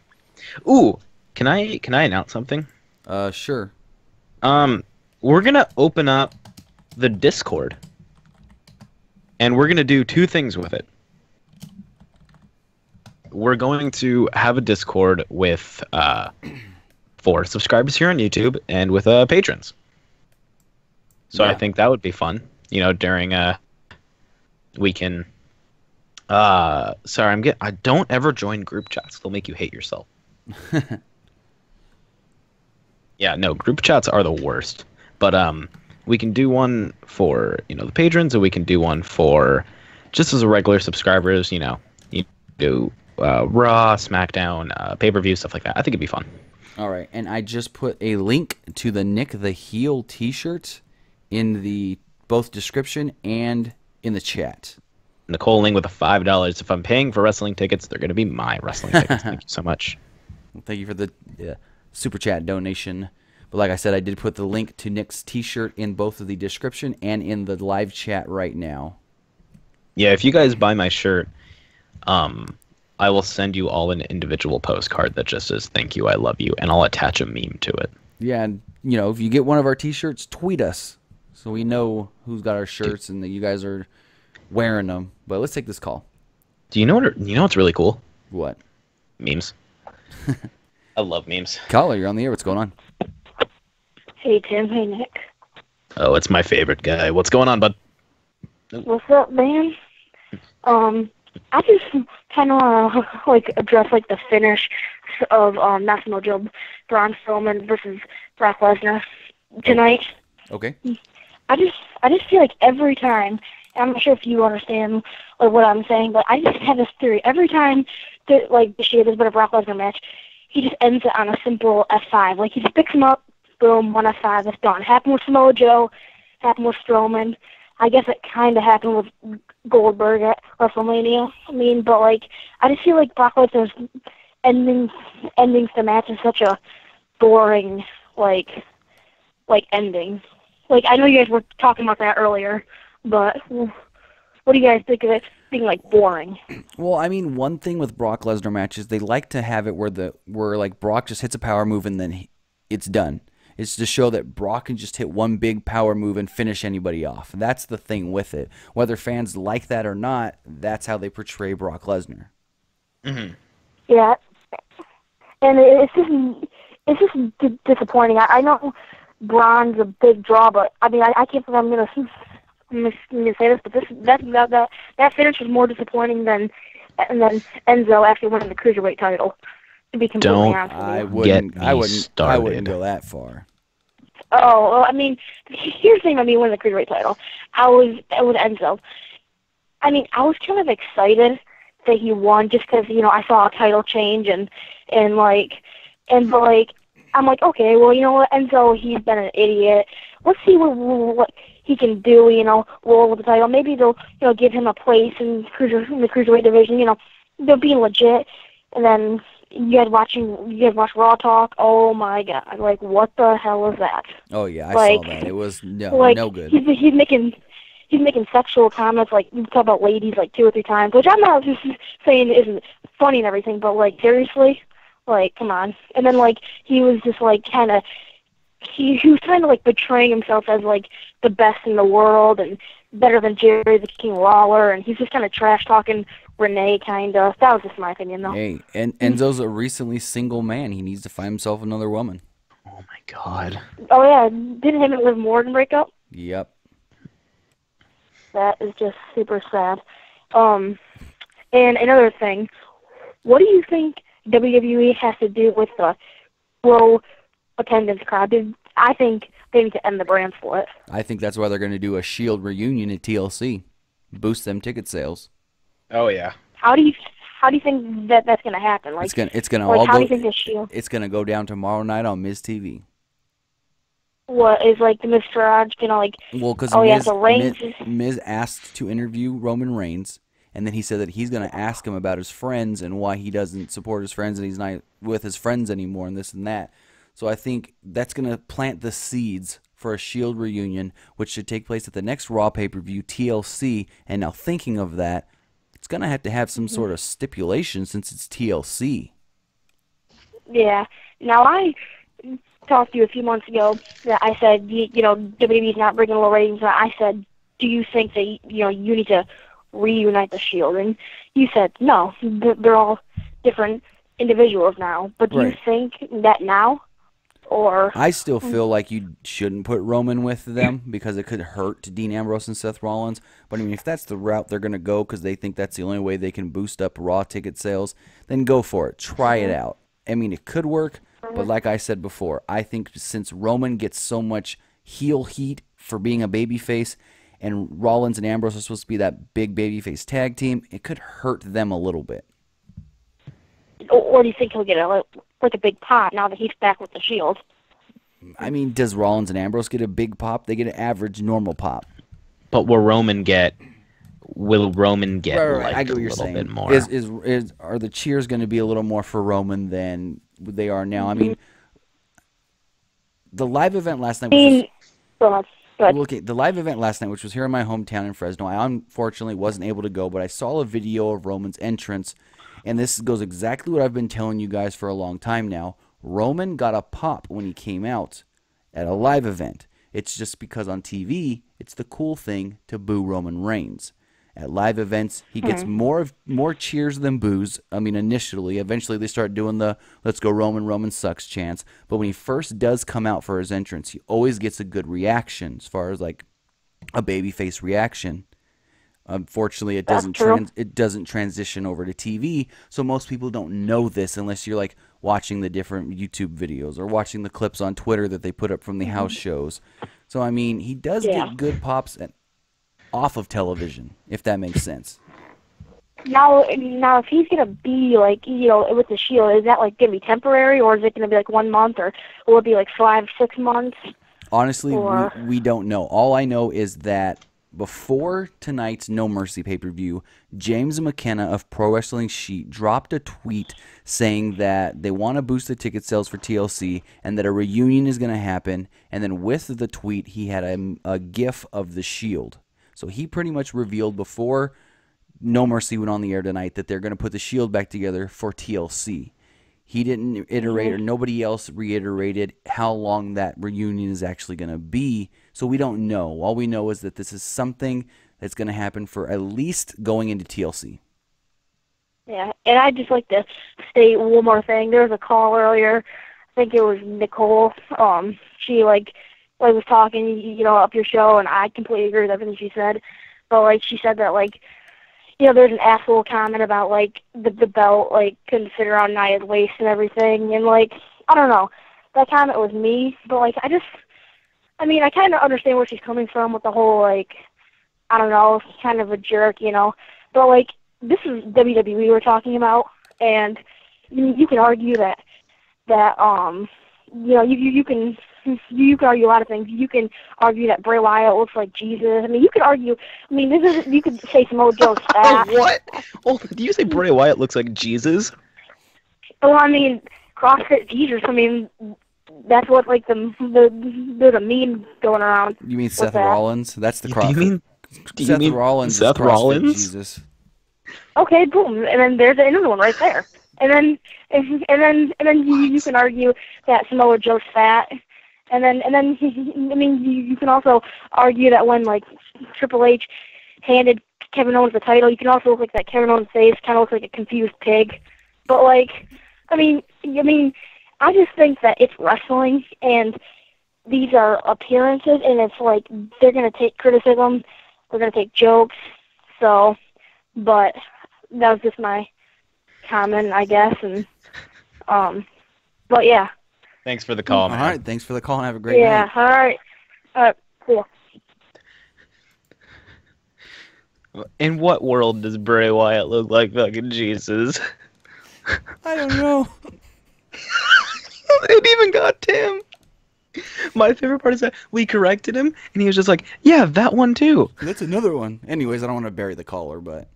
No, we're not burying, we're appreciating. But, like, I want to see... Hey, everybody's got their own opinion. I want to go to a house that has like one of the hanging Jesus on the wall, but it's just Bray Wyatt instead.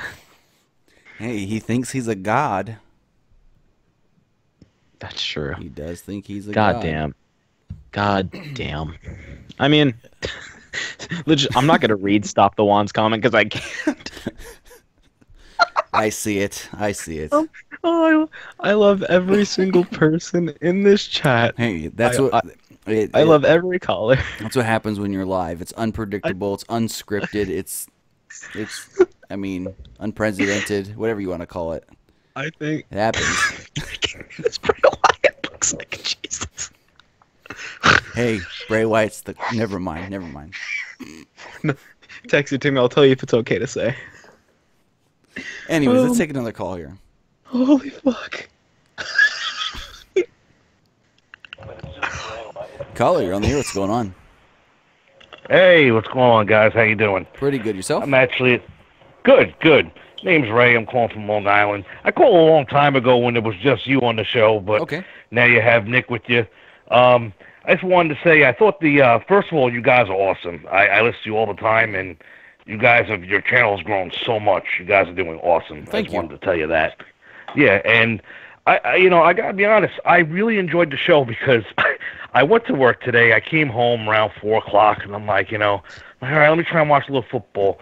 All the madness going on, the people kneeling, whatever. I go on Facebook. It's all it's talking about. I'm like, oh my god, I seriously could not wait to this. I'm like, when the pre-show starts, I'm turning right to it.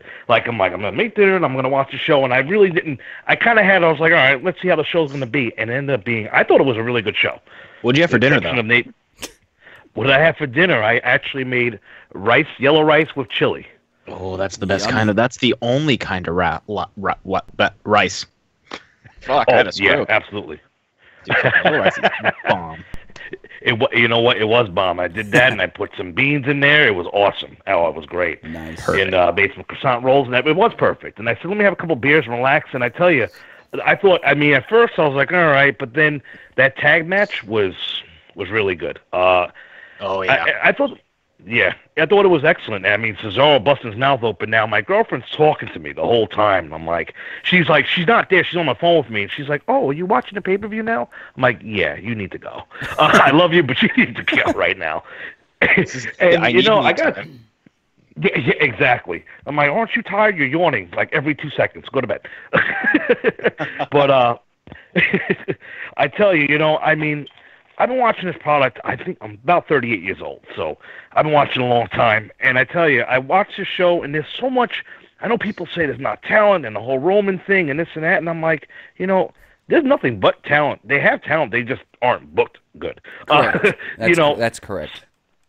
a guy like Cesaro, I watch him. He's awesome. Even Sheamus is. I mean, the guy's solid. I watch guys like them, and not for nothing, the girls tonight. I thought she showed a very good performance because usually I'm not really a big fan of Emma, but now I'm like, okay, no, I kind of like Emma. She's not bad. I'll say one thing: as much as Alexa Bliss is cute and all that, I just think she's a little. She doesn't do much for me in the ring. I don't know if it's just me. I don't know. I just always had a good eye for talent, and I think she's good on the mic. On the ring, I think I think when they put her together with all those people, it actually helps her because sometimes when she's one-on-one with these people, you really see the greenness sometimes with her. I can see that. That's what I notice. Yeah. That's what I think. That's what I see. And I saw the same thing with Braun tonight. I like him. I think he's great for his size. He's huge. He can move. But I'm watching the match between him and Brock, and I'm like, well, who the hell is calling this match? Because I love Brock too, but Brock's no ring general. So, and I'm like watching these moves, and I'm watching them go back and forth, and Braun seemed a little gassed towards the end. So he's huffing. I mean, was this the longest match that he's ever been in? No, he had some long matches with Roman Reigns. That's true. Yeah, that's true. They had like a 20-minute match, I think. And that's what threw me off. Because I'm like, this guy's gone matches with Roman. And I want to say, I know a lot of people don't like Roman, but Roman makes Braun look like $1 million. Roman's very good in the ring. I know he has a lot of the same moves, but I'm like, geez, I'm like, how long you guys been watching wrestling for? Because I can say that about a lot of people. Right. Triple H, Ultimate Warrior, you want to keep going down the line, Hulk Hogan, these guys have always had the same moves. Where I felt like Roman really does carry him a lot, and he makes him look really good. And maybe it was a combination of him and Brock together just wasn't a good combo. Because I thought the match was, I was excited for it, and I was like, it could have been better. I don't know if you guys thought. Oh, no, I felt the same way that with all the hype that it had around it, it kind of under-delivered. Yeah. You know what? I felt like it was like kind of like cut and copy paste of some of the Joe match in many ways. I even said to myself tonight. Yep, go ahead. I told Nick the exact same thing, that it felt like the Joe match. Absolutely. I mean, even the one F5, I'm like, he got Samoa Joe'd. And I'm like, wow. I'm like, I can't believe. It's just incredible. I know you guys are obviously big fans. I just don't understand. They have these great angles going, and then they just freaking stop them. I don't know what happened over the past, 10, 15 years, but now it's like they have these guys that they could really ride, but they get heat in the back, something happened, this and that, and it's like, and then they're just totally like dealt with, and it's like, okay, but like you have, and it's like, come on, like some of these guys are really good, and even some of the girls, I said they have a lot of talent, but they just need to, I don't know, let them shine. Even Roman on the mic, I said this guy can actually talk if you give him a chance. I think. Okay. I think one of Roman's bigger issues on the mic is when they overscript him. Sometimes he does get a little flustered trying to remember all the different lines. But when they don't overscript him and just tell him, hey, this is what you're going to talk about. Here's the bullet points. Here's the key points. But they, let him go out and not necessarily say whatever he wants, but have a little more freedom is when he is better. Absolutely. Yeah. Because the sucker and succotash, that I'll never forget that. I'm like, oh, let's all forget that. let's all forget it. And Nick, I heard you don't like Enzo, do you?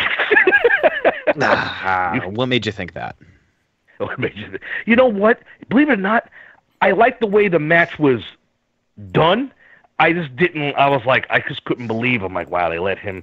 Because not for nothing, Neville is like 10,000 years ahead of Enzo in every way, performance-wise. Oh, yeah. Poor Enzo can't get a break. But that was a good way to make him win. But I'm like, is this really? I just feel like they screwed over the other cruiserweights. I'm like, what happened? I'm like, you had Rich Swann and Cedric Alexander, and they had all these other guys that they had promised, and it's like, now you give this title to this fool? Like, it's like, really? I'm like, yeah. But I thought Enzo did well considering what it was. Will he be able to carry it? I don't know, but who else is there really in the cruiserweight division that they could, do anything with? They got rid of Austin Aries, so whatever happened with him. So, it's like, I feel like they could just they have so much talent, and they just don't know how to utilize it correctly all the time. The Kevin Owens thing is awesome. And then you think of Jinder Mahal, and it's like, I try to give him a chance, but now it's like, maybe they need to move on. And I just feel like, it's like, come on, like, let's move on, or let's try something else. You have AJ Styles. I'm like, really? The U.S. title thing is very good. I like it, but it's like, ugh. But overall, I just wanted to say the pay-per-view, I thought it was pretty good. I was entertained by it. Yeah, so but I hear a lot of people aren't happy with it. A lot of people actually hated the Roman Reigns-John Cena match, to be honest. Yeah, and I'm thinking to myself, I'm like, it wasn't bad. It was okay. It was a solid match. A lot of finishes. It reminded, and that was another one. It seemed like another cut and copy paste of kind of like him and AJ Styles ish, sort of. I mean, they had some big spots here and there, but the double AAs, and I'm like, oh wow, like I don't know. Did it seem Cena was a little off to you guys tonight? Maybe it was just me. Seemed he was a little in the beginning. Maybe he seemed fine. I mean, maybe he was just trying to feel out Roman Reigns since they haven't ever actually had a match together. Right. Yeah. I can definitely see that. Yeah, I think maybe that's what it was. Because at first he seemed a little reluctant, a little off, but after a while, obviously he's gonna do his thing. Right. I just was like, I really thought the match was all right. I mean, it had a lot of hype built up to it, but it was quick. And, we all know that John's going to do other things, so I felt like it was just like, all right, let's do this and try and pass the torch. And I really feel like they screwed up with Roman a lot because they should have turned him heel a long time ago. Because, see, by now, everything would have been good for him. But they keep trying to push him as the face, and we all know that's where Vince is going anyway. With Brock winning and Roman winning, we all know what's going to happen in WrestleMania. Right. Okay, but, and that's fine. But I'm like, man, for instance, just real quick, my girlfriend's son was like, I tried to make him watch. He's like 17 years old, and he was like, sometimes he's not a wrestling fan. And the first thing he said when he saw Roman Reigns is like, this guy's a good guy? He said, he doesn't even look like a good guy. Right. And, and he made a good point, because he's like, if you look at his attire and the way he comes out, he looks like he should be a heel. Exactly. Exactly. And I'm like, if someone who, with rookie eyes, who has never really watched wrestling before ever, can see that, I'm like, how can Vince not? I understand the guy's a hard worker. I understand this. Trust me, I think he's great. But he does have room for improvement, absolutely. But I'm like, man, they should have turned him heel a long time ago, and they wouldn't have been in the position with him that they are now. But you said something interesting, Tim, that he gets a little pops at the house shows. I haven't been to a live show in a long time. Is that wow? I didn't know that. Yeah, like if you go to our Twitter, we posted a video from the house show last night here in Fresno, and his music hits, and he gets cheers. I was told that they did do Roman, let's go Roman sucks chants, but that's going to happen with a lot of different wrestlers. It does Cena all the time as well. But I mean, yeah, typically when he comes out at a house show, he does get good amount of cheers. I guess something for them. It's just for some reason the fans think it's cool to boo him on TV. Yeah, it's edgy. This guy gets. Yeah, exactly. it's the cool in thing to do, and it's just like, all right. I'm like, this poor guy gets booed out the freaking building. I'm like, holy shit! Like, I almost feel bad for him. I'm like, man. I'm like, the guy's out here working. I'm like, Brock Lesnar's here like once a month or once every 2-3 months, and right. You gotta say nothing. Like, I don't get it. Like, wouldn't you have a problem with him? Exactly. And I'm like, but I honestly, I want to say I really did enjoy the pay-per-view. It was a good break from today, because with everything else going on, I said, this is awesome. I'm like, I needed to get away, and you know what? And the show ended up being good. And the show, obviously, the match of the night was the tag team match. And I gotta say, I think Nia, by the way, is getting a lot better in the ring. She's improving every week. And I don't know if you guys noticed this, but the crowd kind of seems to like her a lot. I'd say recently, the past 2 or 3 weeks, she's been getting a lot of cheers. I'm like, oh, okay. Yeah, I don't know if you noticed that. I noticed that a little bit. Yeah, just not slightly, nothing crazy, but you can see that she gets pops from the crowd, and I'm like, okay, well, they're going the right direction. But I just wish, I don't know, something about her personality. I don't know if it's because they try and not make her, she's supposed to be a monster, but she's so soft-spoken. Right. It's like something's just missing with her. But then again, then I watch her with Alexa Bliss, and the poor girl, she's tiny, but it's like she wouldn't have a prayer against someone like that. Exactly. And it's like, you have to make it believable. I just didn't like tonight's finish. I hated that DDT finish. I'm like, it's just a DDT. I'm like, I don't know. I guess it's just wrestling lore. If Jake the Snake or whoever, or Randy Orton lays a DDT down, you know someone's in trouble. Where it's like with her, I understand it's a good move for her, and like Sasha Banks, the submission works for her because she's small. Right. I think that works good for her. Whereas, like, and I don't know what they're doing with her. She wins the title, I'll just take it off her. And I'm like, wow, they kept it on Alexa so long. And I understand she's cute, but like, I don't know. Maybe it's just, am I missing something with her? I don't know how you guys feel about her, but I think she's really good on the mic. She does have a little room to improve ring-wise. But I think they really like her because she's probably one of the better heel promos of the women. Yeah. So I think that could be point. One thing for sure, because they like her promos as a heel. Yeah, because I feel maybe some of these other girls they're not strong on the mic, all of them. And the ones that are like Natalya, she's been around such a long time. I always felt like she was underused, but now they kind of given seriously. I'm like some of these old people. I was telling my friends, I said, you watch some of these older tapes of her before she came over. I said, this girl could go, man. Oh no! If you want to say who's the best actual pro wrestling female in the company, it has to be Natalya. Oh yeah. Yeah, absolutely. She had a match with Awesome Kong, I think in Japan. I had caught a few years back. I've heard of this, but I've never seen it. I know exactly what you're talking about, though.